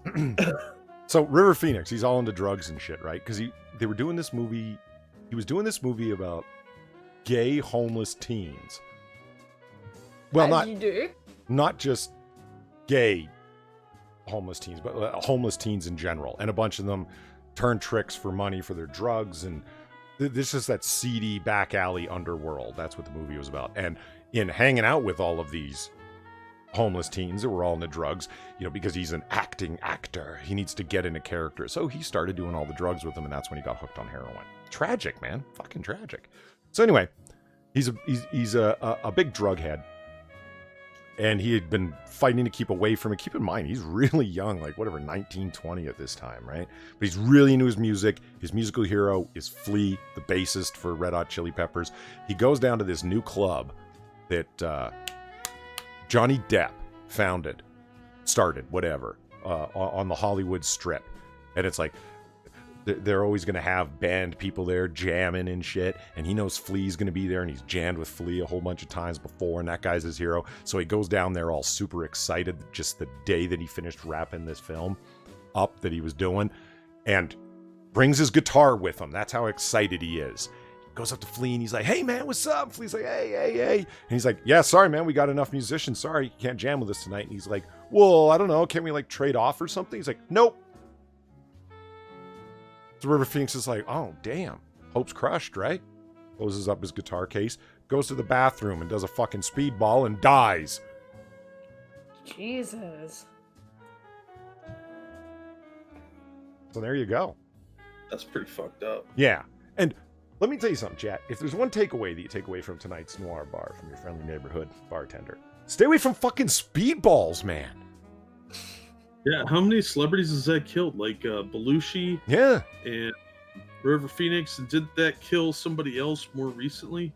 All jokes aside, look it up. There is a Wikipedia page just listing the celebrities and B-list celebrities and so on that have died from speedballs. It's that fucking common that there's an actual dedicated wiki page to it. Does it have at the top, like, this could be, you could help expand this list? This article is a stub. Do you know someone that died from a speedball? For those of you who don't know, a speedball is a combination of heroin and cocaine, which you can either smoke, snort, or shoot. And yeah. Or all three, I guess, if you wanted to. To quote a celebrity that I think we all know, drugs are bad, okay? Because John Belushi is one of the final 24 episodes, and he died from shooting speedballs. 11, Jack, in less than 7 hours. Yeah. Yeah, he was hardcore. That's pretty fucking hardcore, all right. Yeah. 11 fucking speedball shots. Main veined him, man. Main lined him. Evil one said he used to do speedballs. Yeah, that's some risky shit, man. Yeah, exactly. Like, it's just, I could see it going fine 5 times, 6 times, 7 times. The 8th time you drop dead like it was the first time you ever did it. I could see you having a wildly different reaction one time just cause. Yeah, it might not be anything you did. It could be just the purity factor. Mm-hmm. You know. Yeah, I don't know. That's why there's got to be some quality control. Like, if you're gonna do drugs, man, that's why people do pills, because you can get them from a pharmacy.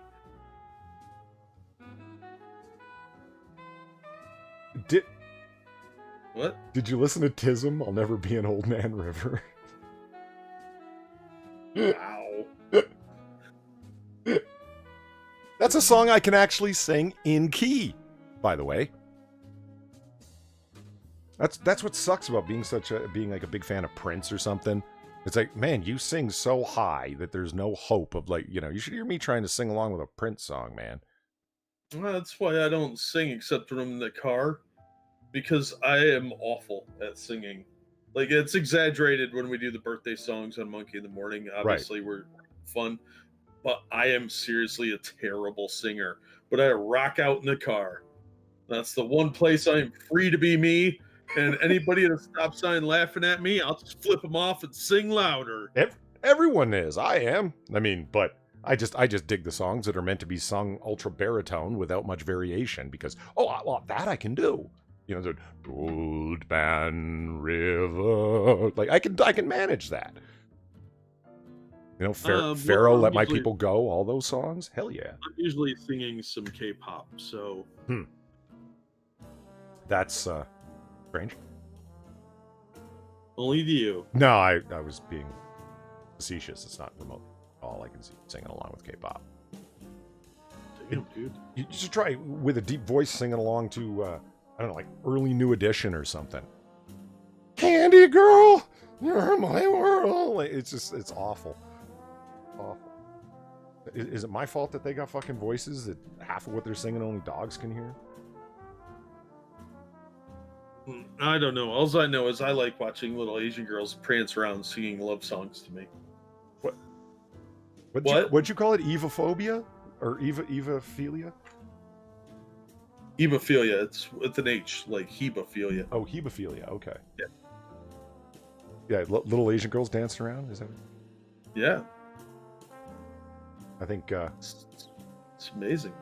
What? Jack gets really honest when he's been drinking at the Noir Bar. Okay. I've been drinking. I am dead sober. I will pass any test right now.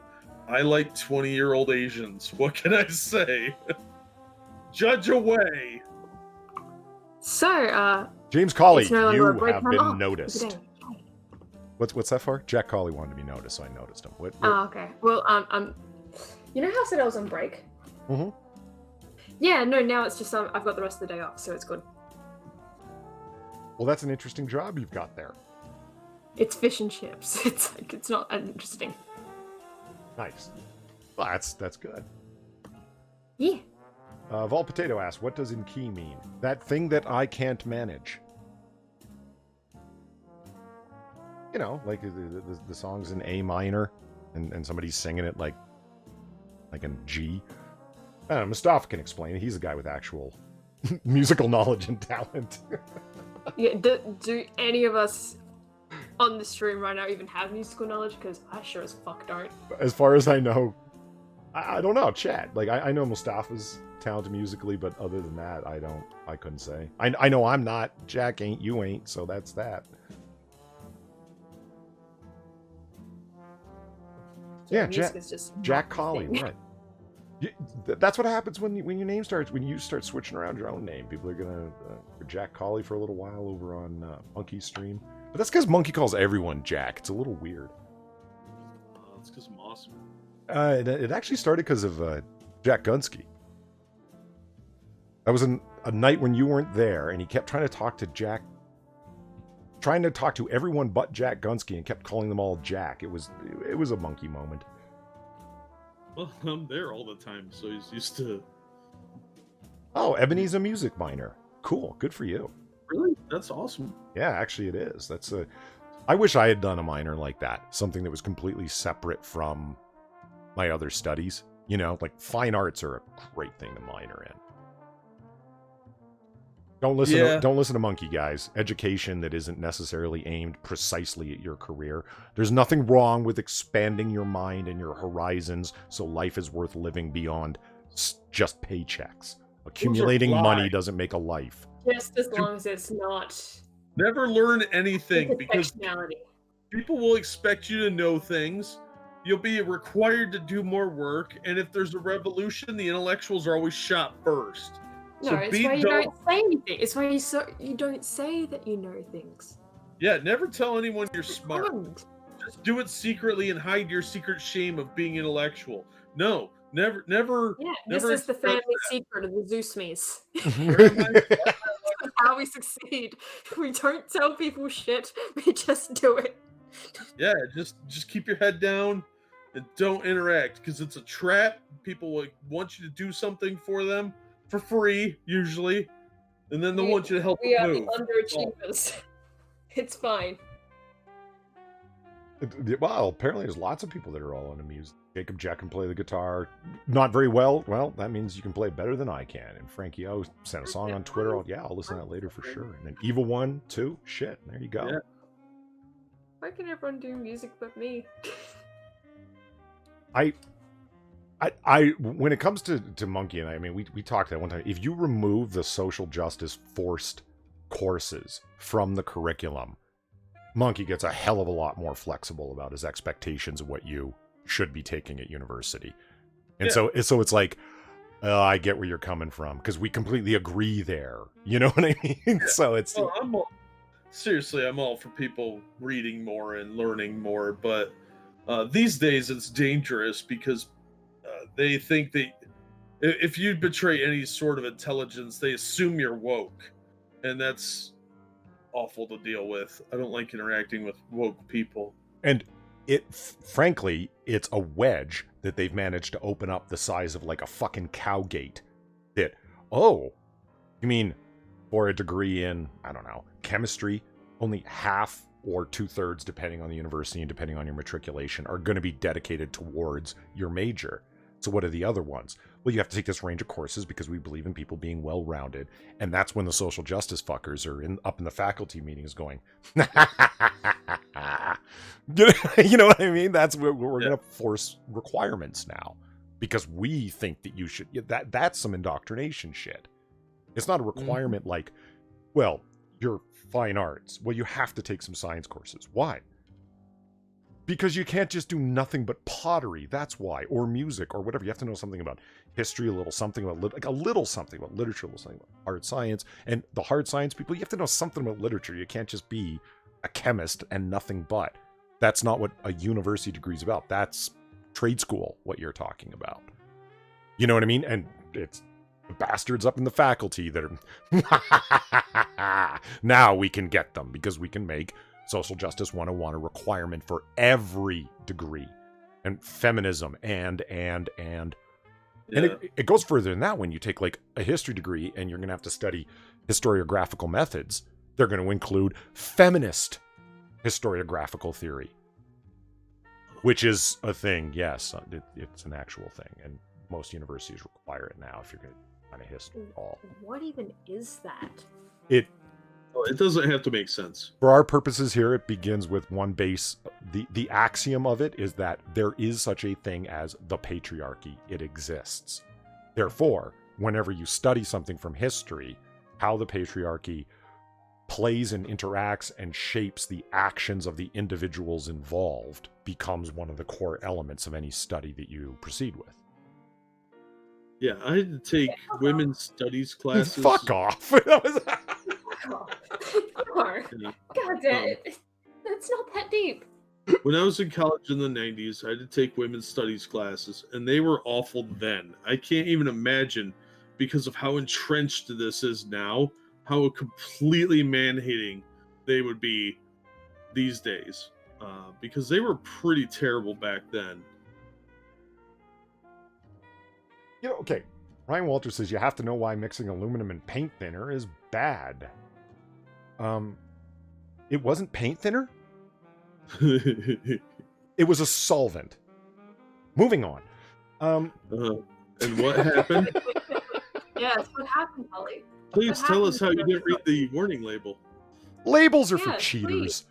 I told Far this. Only cheaters read the and instructions. that want to live. Do you want to hear this story, Jack, or what happened? Oh, I heard this story. I just think it's funny. Nothing bad happened that I know of.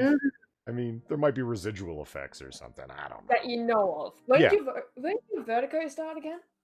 Before that. It's before it. Mm-hmm. So you'd done this previously.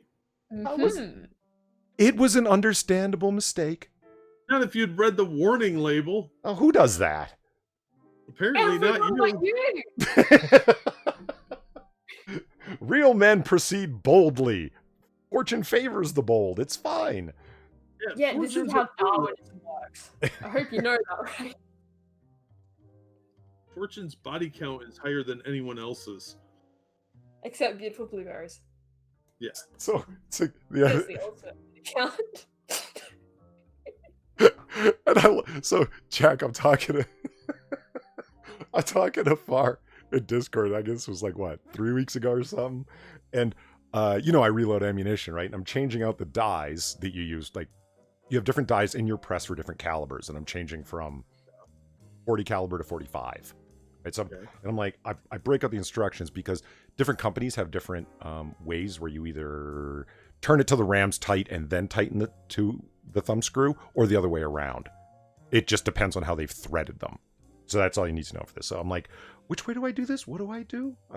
Hold on for a second. And I unfold it and I just say, okay, one turn. And Far says, what are you talking about? Because I'm just sort of talking to myself while I'm doing it. I said, I just looked up the instructions for the way that these dies are supposed to be tightened in. You should have heard her. Oh, sure, you'll read the instructions for that, will ya? But you won't for harsh chemical solvents that let off noxious gases. She's not wrong. Boy. I'm with Far on this one. Because you could have just... That's like basic shit. This... when all else fails, read the instructions. Right. Hey, Camel's got it. Once everything else has failed. And I did read the instructions, didn't I? Afterwards. Yes. Well, it didn't say read directions first. Yeah, it's the first line. Shut up.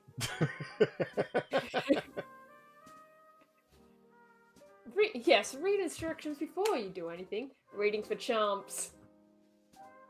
I love this. Havoc says, as VIN sent from the black hole said, there are old men and bold men, but very, very few old bold men. So true. That's a good line. I like that. Well, it wasn't a boomer moment. Look, here's all that happened. This is taken. Sure, it wasn't. This is being taken way out of proportion. You guys make it sound like I was running a fucking meth lab and it borderline blew up my face. Not even close to what happened. So I've got, I paint Revolutionary War minis for like tabletop gaming, right? And I just found out that what happens if you screwed up on it and you want to like strip the paint off. They're little plastic figures and I didn't want to melt the plastic. So I did a little research online and they're like, yeah, there's these various cleaning chemicals that you can buy at any department store, hardware store, and they all work differently. And try this one. It's a great brand. So I went and bought it. And the idea is that you put the solvent, the household cleaner, in a container and then just drop your mini in there. Let it soak for 24 hours and then just use an old toothbrush and the paint just comes right off and the plastic is unharmed. So that's what's going on. So I go buy this stuff. Wildly expensive for a small bottle, but whatever. I'm not using very much. So I need a container to put it in, right? And I'm thinking, well, I don't want to use a drinking glass because I'm a bachelor. I don't have many of those. And once I've poured a solvent in it, I don't want to drink from it no more, even if I wash it out thoroughly, because this is just what I was thinking. I'm like, oh, I know what I'll do. I'll just cut the top off a soda can. That's disposable, right? So I cut the top off the soda can and I fill it full of this cleaner and I drop the mini in there. And I'm talking to Far in Discord at this time, and I come back to it about half an hour later just to see the progress, if any, because the videos I saw, the paint starts to float up fairly quickly, and I just want to see if it was working. So I look, I'm like, huh, I wonder why the can is fizzing. It's a mystery for the ages.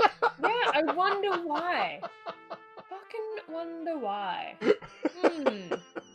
Well, Couldn't possibly be a reaction or anything. No. and I didn't even say anything about it. I just kind of like, it's just kind of bubbling. And it looks like there's a layer coming off. Anyway, so I just walked away and I come back like half an hour, 45 minutes later.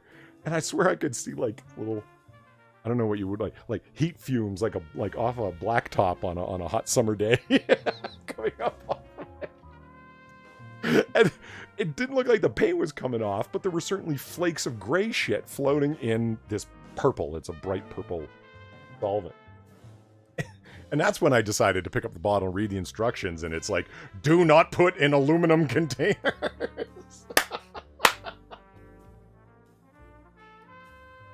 And Far made fun of me to the day. Yes, because that is so fucking stupid. And, read the instructions. Well, and Bubba Hotep says something that was pretty much my thought at the time. It's like, turns out aluminum is highly reactive. And I'm like, oh yeah, I remember that from high school chemistry. Aluminum is very reactive, isn't it? And what did we learn from that? Read the instructions, you dumb otter. That's fine. So, and that's what I mean. What really went wrong? Now, if I had walked away, I might have eaten a hole through the can and spilled down the side of the table it was sitting on, but that would have been the worst of it. Uh-huh. So back to River Phoenix. Oh my god. Well, I just this yeah, moving away from the fact of how you nearly became beautiful blueberry's next victim.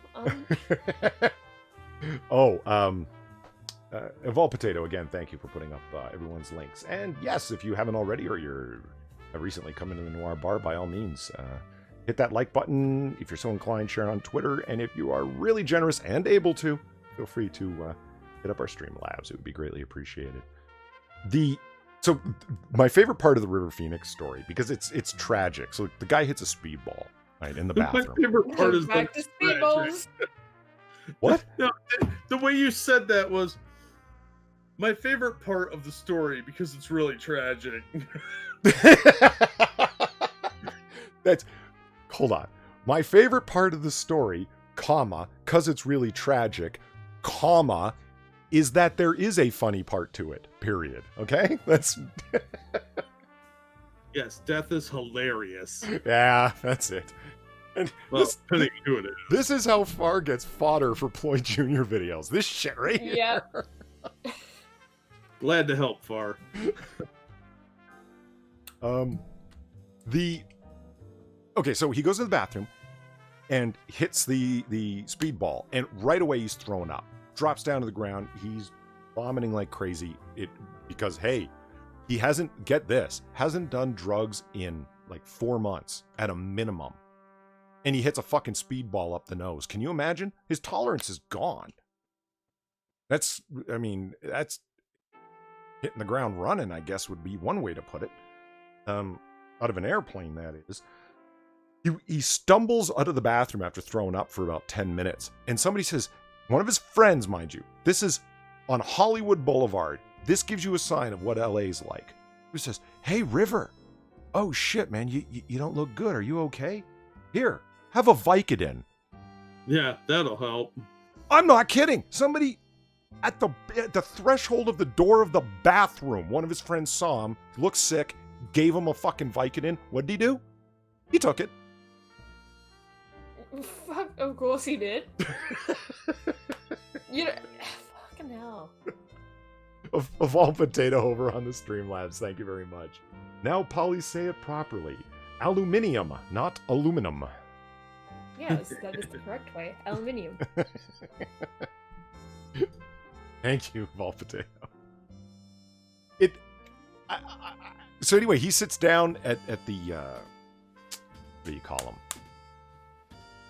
Little circle seats in pubs. The word's escaping me. The booth. He sits down at the booth. Sits down at the booth that all of his friends are at, and they're like sitting there drinking, and he's leaning over and passing out and blacking out. None of them, no hospital, no nothing, because classic shit, right? He's been doing drugs. We can't take him to a hospital. The legal aspects of it. You know what I mean? They go out there on the street, like, okay, this guy needs some fresh air, man. He's been like blacking out and suffering and looking like green at the gills for the past, half an hour. And when he walks outside, he falls down on the sidewalk and dies right there in front of the bar. That's where he died out on the street. Joaquin was there, and tragically, they actually, and I think this was morbid, I don't really think they should have done this, they played Joaquin's 911 call. He ran across the street to the payphone. And he's like, whatever, 16 at the time? Yeah, he's panicked, and he's screaming, and he's, oh, God, help! But it's like, oh, man, you guys shouldn't have included that. That's not, public entertainment shit. Of course he's screaming and freaking out. His brother's dying. I mean, I get it, both sides of that. I think that really kind of humanizes the situation, though, because it's easy to hear that story and not really be able to connect with this guy dying on the floor, on the ground right outside of a bar. But you hear his brother, you hear the inflection in his voice. It adds the human aspect to it. Right. Otherwise, it's kind of detached, like reading an old crime case. You don't really associate with these people. They're sort of just characters. But you hear that, so you hear someone making a 911 call in an emergency, it gets to you. And I don't like that they do that, but I understand it, because it does kind of bring some semblance of yourself into the situation when you have to hear that. Well, yeah. I will say this, it absolutely humanizes it, because they have, in the recreations, they have, it's a bunch of actors. You know what I mean? One actor playing Flea, and none of them are them talking really. It's always the narrator and just them interacting in the scenes. And you can hear the actors talking, but they're just for background scenes to give you an image of what's happening. You know what I mean? And when you hear the actual voice of Joaquin Phoenix, it makes it really real. You're not kidding. I think that's a good thing in a lot of ways. I mean, it makes you uncomfortable, but it's supposed to. Yeah. God, the most tragic 911 call I've ever heard, and honestly, I wish I hadn't heard it, is when William Shatner called when he found his wife dead in the pool, having drowned. Yeah, that's pretty romantic. Oh my God, it's heartbreaking, guys. He found his wife dead. He's out of his mind with grief. He's wailing, he's yelling, he's, not making any sense. Of course he is. You know what I mean? And it's so sad to listen to. I mean, who would want that exposed to the public? Like, if you were Shatner or whoever, who would want... I mean, that's got to be like one of the lowest moments you'll ever have in your life, and anyone can hear it, Yeah. Heartbreaking stuff. Yeah, no, that'd be awful. Did a Thai hooker actually find him? Yes. Really? Yeah. Oh. I didn't. I mean, I know about the circumstances of his death. I didn't realize it was a Thai hooker that found him, though. Yeah. Yes. Well, there's always the conspiracy theory that she killed him, but I don't know. I tend to believe her. Oh, and Marvin Gaye How'd died he violently. Father shot him. Holy shit! Really? Yeah. Oh wow, that's messed up. It's I did not know that. It's a long, confusing story. Marvin Gaye had been freebasing all day long. That's not why he died, but it's just like the fever pitch of arguments between him and his dad, blah, blah, blah, blah, blah. And eventually, after back and forth all day long, Marvin had been up for like 2 days freebasing, and they're yelling, and then, yeah, at some point, his father shoots him in the chest. Damn. Yeah. I mean, that's no good. Yeah. None of this is good, Polly. It's now. Yeah, the Noir Bar is definitely dark today. Yeah, Jesus, it's really feeling that beautiful blueberries I just threw a link in. vibe. Some cute little kitty cats singing and dancing. And Maybe that's the problem. I gotta get beautiful blueberries off the shelf over there. He just Well, do I have to make that bartending version? he brings a pall to the room. It's Because you know what? I've got time now. I'll just draw out that bartender one and give her a name. in case you guys haven't noticed, if you're chat, their beautiful blueberries is sitting back there over on the shelf. He's always watching you in Noir Bar. And I'm thinking he's got to go, man, because Jesus Christ. Get out of here, you creepy little bird. It's Hey, don't talk to beautiful blueberries like that. He's a good little bird that just does his job, okay? And his job happens to be the harbinger of death and doom. But he's a good little bird that does his job. It's not his problem that the fates chose him for this vocation. everybody's got a Exactly. job to do. Everybody. Everybody.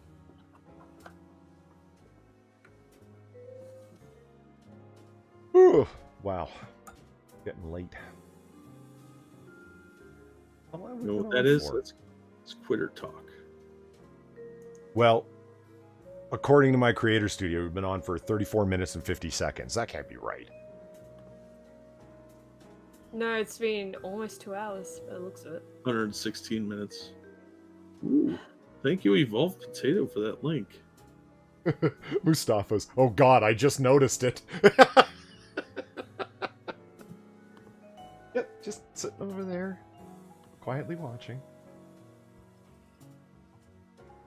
What was the idea to put him in shadow back there? I think, what other changes? There are numerous little changes that I finally got rid of that glowing LCD screen that Jacqueline let me comfortably knowing was there. It's not my fault you missed it. Well, I did remove it, and you're like, you didn't do a good enough job. I'm like, oh, okay. Now it's completely gone. Oh, yeah, did you notice the other so-called computer screen is absolutely a painting now? The one on the bar side wall? I did notice that. Yeah. Because I look for it every time now. And I made sure to, when I was zoomed in, to move it closer to the wall by lessening the depths of its shadow, so it's not so obviously a computer screen standing off, or a TV screen standing off the wall. Mm-hmm. You know, so it looks a little bit more like a picture frame. And the two pictures hanging, if anyone's curious, on the far back wall, that's Washington crossing the Delaware. And on the adjacent wall, that is Washington reviewing his troops at Valley Forge. That is patriarchy at work and a slave owner overseeing his unpaid interns. His property. You leave General Washington the fuck out of your woke bullshit, buddy. I'm just saying we're gonna have to take his statues down, and we're gonna have to take him off the money and replace him with somebody who didn't do nothing, like Beautiful Lenin. blueberries. Like who? Beautiful blueberries. You put beautiful blueberries on the money. Well, yeah, I suppose we could, but I don't want everybody to die when they spend the money. The Evil One says check your own hashtag. That's a actual suggestion. Kidding. Let's do that. Oh yeah, by the way, see, I'm so bad at self-promotion, man. This is why Irate Bear's always let me have it for this. If you have any stories or ideas that you would like to hear us talk about or think that we might find interesting, by all means, we have our own hashtag. We have stolen it, accosted it, pilfered it from those losers who were running it before. Hashtag Noir Bar. Oh, wow, post it over there. Look at it. Noir at the Bar in Edinburgh. Noir at the Bar, Toronto. Noir Bar, Glasgow. Yeah, I'm saying it like that just fine. I have to say, it's like, doesn't sound quite right. Bar, you should have seen what I did, or heard what I did deliberately. I was on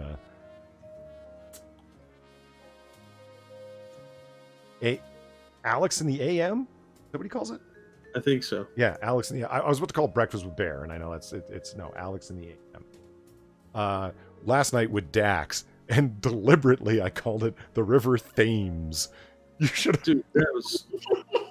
I was like, oh man, this is gonna end well. It was... It wasn't even like angry rage. It was that sullen, like, I'm seeing red, ready to murder rage, you know, where he gets real quiet. It's like, Polly, don't do that.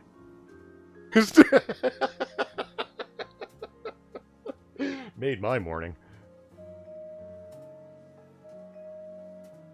Squirrel story made me think of this story.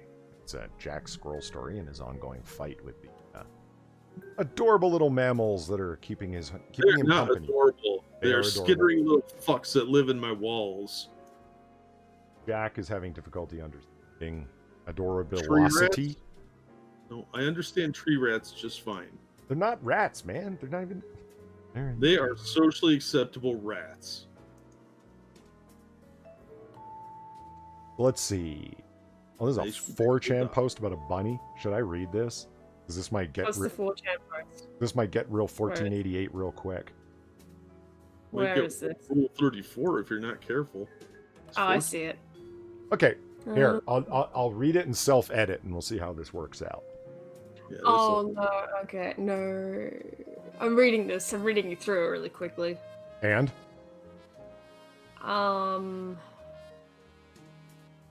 Except for the repeated F-bombs, which I can drop out. What do you think? I don't think it's anything that bad. All right, here we go. I think it's just really stupid. Like, really silly. With a picture of an adorable little bunny with two little flopsy ears, the story goes as follows. I have a garden. Never mind what's in it. That's not your business. Fuck you. Now that I'm done with my life story, here's the point. I've got a rabbit problem. That insufferable little thinks he can eat my shit. Revenge time. It's not hard to trap a rabbit, Jack. See? It's not hard to trap a rabbit. Yeah, I'm not trapping rabbits. You get a cage that shuts when the brainless little shit wanders into it for a snack. What's hard as fuck to figure is what the rabbit cares about. I waited up for it. It came out a little past midnight, and I was careful to snare it. Go ahead. Chew that shit up. Hop on home at your leisure. See what happens. I followed it. It got away from me 4 times on 4 nights in a row before I found its home. And its wife, or whatever rabbits have. 2 cages, 2 rabbits, first night, easy, stupid motherfuckers. Those rabbits were not happy. They didn't like being caged. I kept them warm and safe, even though I bought rabbit food. And a male rabbit. I asked the girl at the store if there was one that stuck out as being dominant, like the jerk of the group, a rabbit alpha. Yeah, this is sounding really stupid. Yeah. When I threw that hulking, ill-mannered, floppy-eared pet store reject in with the bastard rabbit's beloved, and he had to what is it? It turns out to be a cuck story? Yeah. Rabbit cucks. Is this some sort of weird erotica? Yeah, this is like some... Yeah, fuck this. Jesus. Tormenting the rabbit by making him watch his girlfriend get banged by some other rabbit? Yeah, basically. That's what it comes down to. And who retweeted this? That's dark. And Ebony Williams just says, it's 4chan. Yeah, there's the whole entire explanation right there, right? So what I'm getting from this, He had to watch them have babies, 3 litters before I decided enough was enough. Take that, you little. That's the end of it. Yep. Well, I got as far as I did there, and I'm like, this is a rabbit cuck story. What is the online obsession with cucketry and prepping the bull and like once, twice, 15, 18, 75 times? Okay, they're all jokes. After a while, I'm starting to think that y'all are just fascinated in a pervy, creepy, depraved way.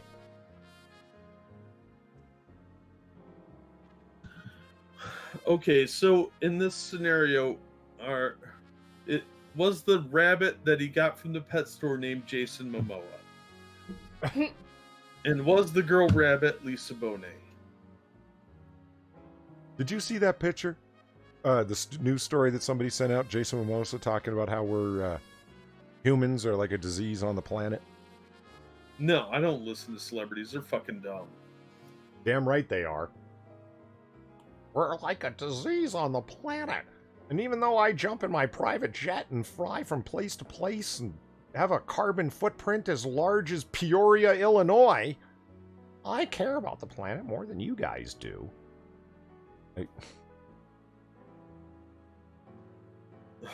Yeah, I don't listen to celebrities. They're stupid people who think they're smart because everybody around them's like, oh, you're so smart. Smart. Hey, Far. What? Did you see this Otterman Far From Home thing? Yes, I did. It's kind of awesome. I'm retweeting that. Oh, come on. Who didn't grow up watching Cosby Show on syndication, have a crush on Lisa Bonet? She was fucking gorgeous. She was cute until after Angel Heart. Then she got really weird. You know,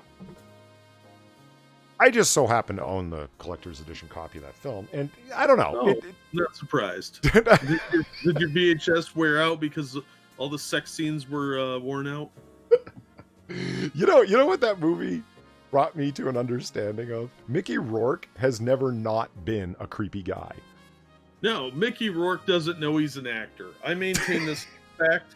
He just thinks people get his name wrong. So they just put him in situations and they hide cameras around. And somebody whispers to the others, okay, go. And they start doing their lines and they just let him react. And he's like, okay. Like, how many movies has that guy been in that aren't movies? They're extended softcore porn. More than any of us would care to admit to, quite certainly.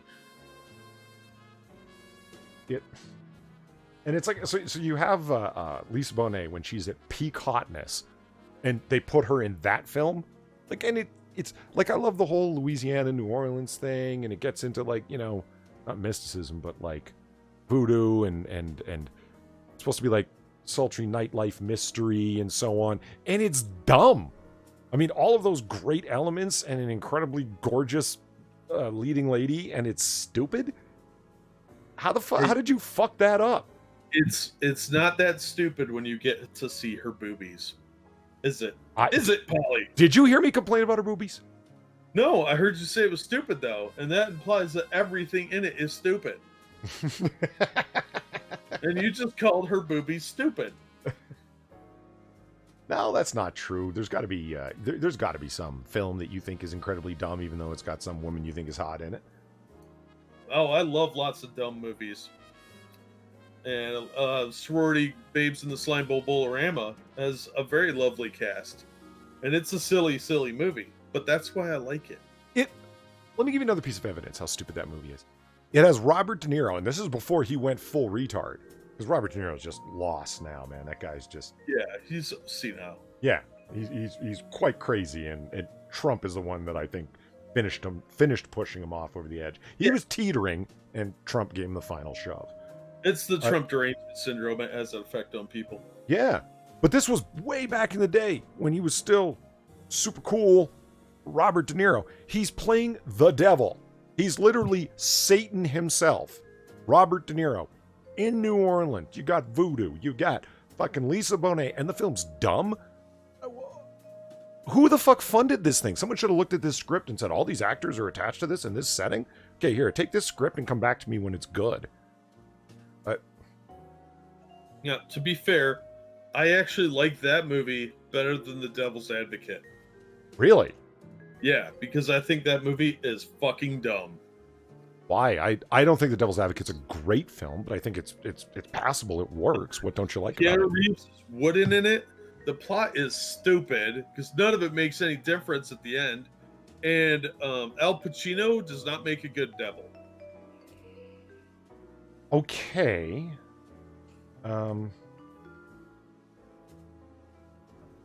Okay.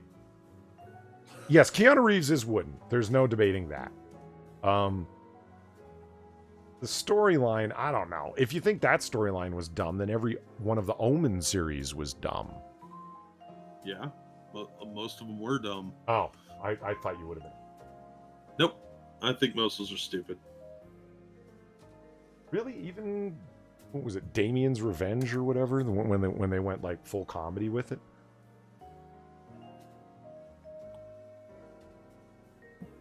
No, Okay. I didn't care for any of them. Well, the first one was okay. Like, Exorcist movies were way better than that. Even Exorcist 2? That's a weak movie, but I still like that one better than most of the Omen movies. You mean Dunkachino? Yeah. I think Al Pacino is kind of overrated. I'll tell you what Devil's Advocate does have going on. It's great. Charlize Theron, totally naked when she was at peak hotness. Yeah, she's okay looking. Something about her neck kind of bothers me. That's what we call being extremely picky, Jack. Something about her neck? Yeah, I know it's really bizarre, but I think her neck is. It fluctuates from being kind of like she's got a gobbler, they got that weird neck fat, to being too skinny for her head size. That's weird. Yeah, If anything, Charlize Theron's lost too much weight. She looks gaunt. So. Yeah, I think she looks better now than she used to. But like Leonardo DiCaprio has the same problem. He's got a giant head that he had to grow into, so it looked like there was a toothpick holding his head on. Like, go back and watch Titanic, or just stills from it, because that movie's awful. You'll see how big his melon head is.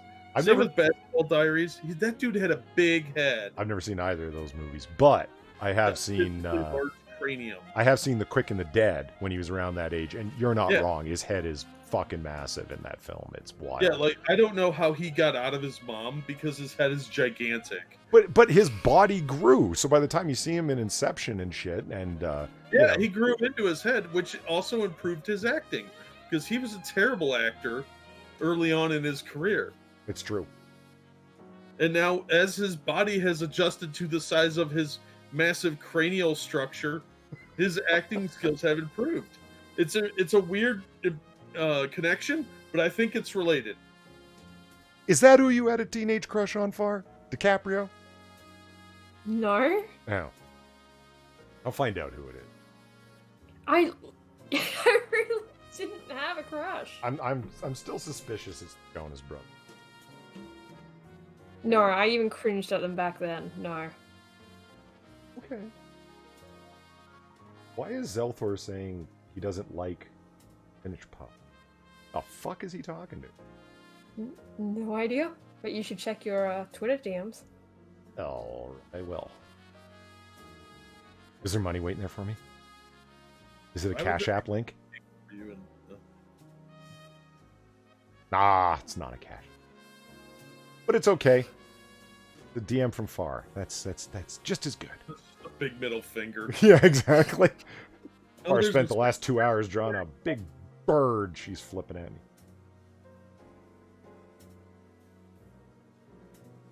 It's loading slowly, slowly. My potato's choking. Man, you guys have no idea the rapid increase in quality that you're going to see when I get my new computer. It's just going to be like, holy shit, Polly's changing scenes every 4 seconds, and there's all this cool animated stuff going on. And is that beautiful blueberries with a cupcake?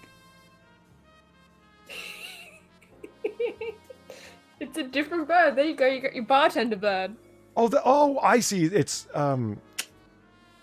his little wings like polishing a glass, wiping a glass down. Yeah. You know, Oh, okay, cool. able to see the picture. When you open something and say, "Is that a blueberry with a pancake?" I'm like, what? What kind of weird porn did you just open? Well, that's interesting. That's a great segue back to what I was talking about before. As soon as I get my new computer, I'm gonna be able to do like a hell of a lot more screen sharing. And have people's animated avatars on screen and stuff. Right now, my computer's at like maximum CPU usage, so it's like just sharing the screen cranks it to a stop, and then the screen starts stuttering, and that's another thing, chat. I'll be able to run with a far lower latency, with a far lower delay. It'll be like a second and a half off of when it's. Hey, chat, press 1 if you think Far should tell us who her childhood crush is. And then we'll see the thing, light up with ones immediately. We won't have to wait 30 seconds because of the delay. I really don't get why you're so stuck on this. Because you're not joining in the conversation, therefore you become the target of it. That's how it works. Yeah, but the childhood crush thing, I legit... Far, it's called bullying. And oh, I see what's going on. Bullying. he's just going to pester you until you admit it. See, I like pestering a lot more than bullying. I'm not like, hey, bitch. Yeah. Like, I'm No, like, you can kick your ass. We all know it. Pestering that's a lot, yeah. Is that a Oh, no, I'm being What'd you do bullied by the today, otter. Oh no. Hey, Far, is this I saw an Australian girl beat up an otter. It's weird. Aren't otters like a protected species down in Australia? No. Those are aboriginals, and they're people. Wow. Jesus, Polly. Not according to Monkey. Well, they're not technically human, but they're people. They're fucking... You guys gotta stop repeating that seriously. Jesus Christ. Disavow. Oh, man. They're like the homeless and chiropractors. They're not real people. Is that a pingin image for? Probably, yeah. Okay. I'm not done with it. I'm just showing you. It's like, Okay. see, look, you can replace beautiful blueberries if you really need to. Why did you put... This one is not a harbinger of death. Why? Ebony's still here. Hi. It just serves the harbingers of death. Why did you put bags under his eyes? They're glasses. Oh, they're glasses. Okay. He's like... Glasses. Oh, okay. So, if you guys can't see the little bird that's in the bottom left-hand corner of the screen sitting on the shelf, Bar's created a little bartender bird with those little half glasses that sit on the bridge of your nose. Pretty adorable. Yeah, I'll send this over when I'm done, but... All right. I feel much more comfortable that knowing that the harbinger of death will be leaving soon, and I'll have another employee.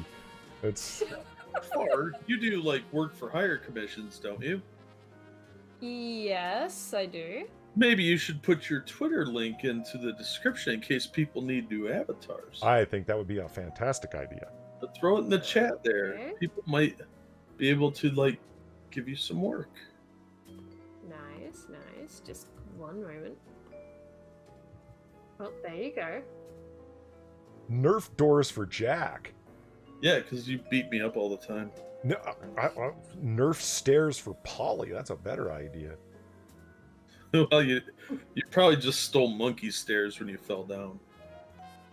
We all know that Killer Croc beat the shit out of you anyway. I kind of retwisted my knee There's a yesterday evening, early morning, whatever way you want to look at it. Stop hurting yourself. Well- Jesus Christ. Well, have you ever had like an injured ankle or an injured knee or whatever? Yes. And Yeah. Yes. I've rolled both my ankles. okay, have you ever forgot that it was injured because it wasn't currently throbbing in pain? So you just kind of stand up and Oh. walk like it's not No. injured. Oh, I did. No, you pay attention to what you're doing. You know what? Maybe it's time to let somebody else go round up the Joker this time. 'Cause, you know, I you have just sidekicks for a reason. Like, hey guys, go take care of, Two-Face today. My knee's fucked up.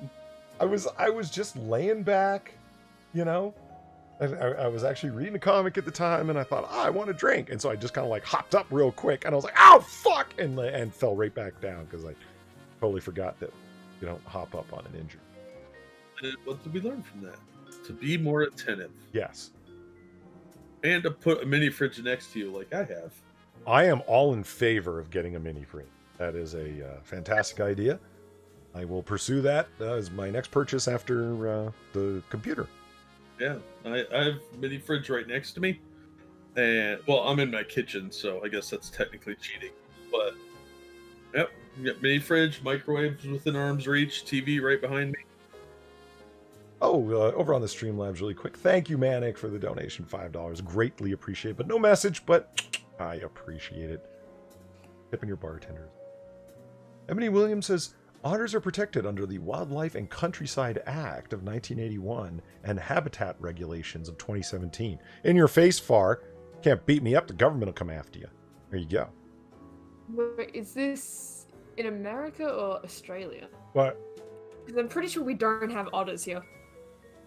You don't have otters there? They've already murdered all their otters. No, I'm pretty sure the only otters you're gonna find here are in zoos. Dude, they're called Aboriginals, and those are their homes. Come on, that's awful. You guys are mean to them. We keep them in zoos. We keep them in the center of Australia. What, that horrid hellscape of like 130 degrees during the day? Yes. You guys should hear Far's descriptions of what Australia is like the closer you get to the center of it. Becomes increasingly It's like hell. Dante's Inferno. Yes. Yeah, I guess that's a good point. You might not have otters, but you got platypuses, platypi? Yeah. Yeah. I'm just, which one's right? They're adorable and aquatic. And are odd, too. And they're poisonous. They are? Yeah, their bite is The poisonous. males. The males are poisonous. I did. Wow, that's something else. They that's have weird like about them. barbs on the back of their feet. Huh. Yeah, don't fuck with male Yeah, platypus. don't fuck with anything in Australia. It's probably poisonous. Or it will just punch you. Yeah. Kangaroos aren't poisonous, but they'll bite you and punch you and kick you and then sweep the legs with their tail. The males have a spur with a neurotoxin that makes you long for death. That's nice. Jesus. Yeah, and they have all those poisonous jellyfish that circle Australia only. All the poisonous spiders and various other insects and reptiles. Not to mention the yowie and the drop bears and God knows what else lives out there. The Yowie? Gay Yeah. anime? No, This is like a. Y-O-W-E. It's Bigfoot. It's Uh. an Australian Bigfoot. It is basically, yes. I know things. Not much, but nothing useful. The road to hell is Perth. Is that where it starts? That's it's an off ramp when you're driving through Perth. Hell. It's There we go. It's set on Discord with its name. Yeah, I mean, there's a place in Australia where people disappeared having a picnic in a boulder field in like Wait, the what? 60s. Oh yeah. Hold on, I don't remember the name of it off the top of my head because it's pretty fucking late.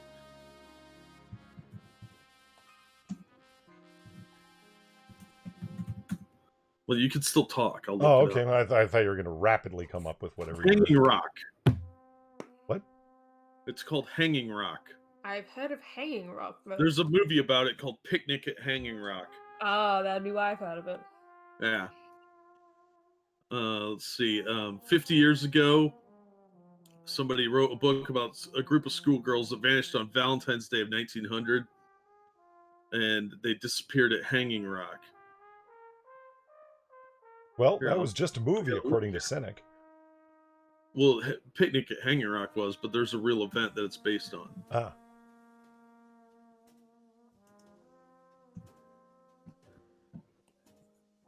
So I don't know why Hanging Rock. I just got an idea that it was like the Australian suicide forest. No, it's just where people go to get missing. It's where people go to get missing. It's where people go to be Harold Holt, except in the middle of nowhere. Less commonly known as Mount Diogenes, it comprises several distinct outcrops, including Hanging Rock, a boulder suspended between other boulders, under which is the main entrance to the path. Close by are other rock formations, the Collindale, the Eagle, and the UFO. It was a sacred Aboriginal site for the something I can't pronounce people, and well known to the lady who reported this book, or wrote this book. Picnic at Hanging Rock was published on April 3rd, 1967, and was made into a 1975 movie, and then made again. I think they just remade it recently. Now, I posted a link in the Ebony asks, have you ever heard what a koala sounds like? It's horrifying. No, I never have. Is it? Those drunken motherfuckers sound awful. Do they? They're scary. I've never thought that a koala had a particular noise. I figured that they probably made like a little chirp, chirp, chirp or something. It's like a drunken sailor staggering toward you because they're all wasted on leaves and whatnot. Are you sure their brains just aren't fried from all the STDs they have? Well, there's that too. But no, there's. I don't know if you knew this, but their stomach, when they eat the little leaves, whatever they're called, I forget. Eucalyptus. Yeah, the eucalyptus leaves. It ferments in their stomachs, and they're like perpetually drunk. Really? Yeah. Oh yeah. What a That always perfect blew my animal mind. for Australia. That's just too perfect. I mean, oh my god. The perpetually drunk animal. Of course it's from Australia. No, I mean, I've heard of the... what type of elephant is it that eats that marala fruit or whatever? Amarala fruit. They I don't remember. eat them when they fall off the trees, and they've got an insanely high sugar content, so they ferment extremely quickly and develop a really high alcohol content, considering that they're just fruit. And yeah, you can go online and look at the picture of the drunk elephants like falling over and unable to walk because they eat themselves stupid on booze fruit. Well, everybody's got hobbies.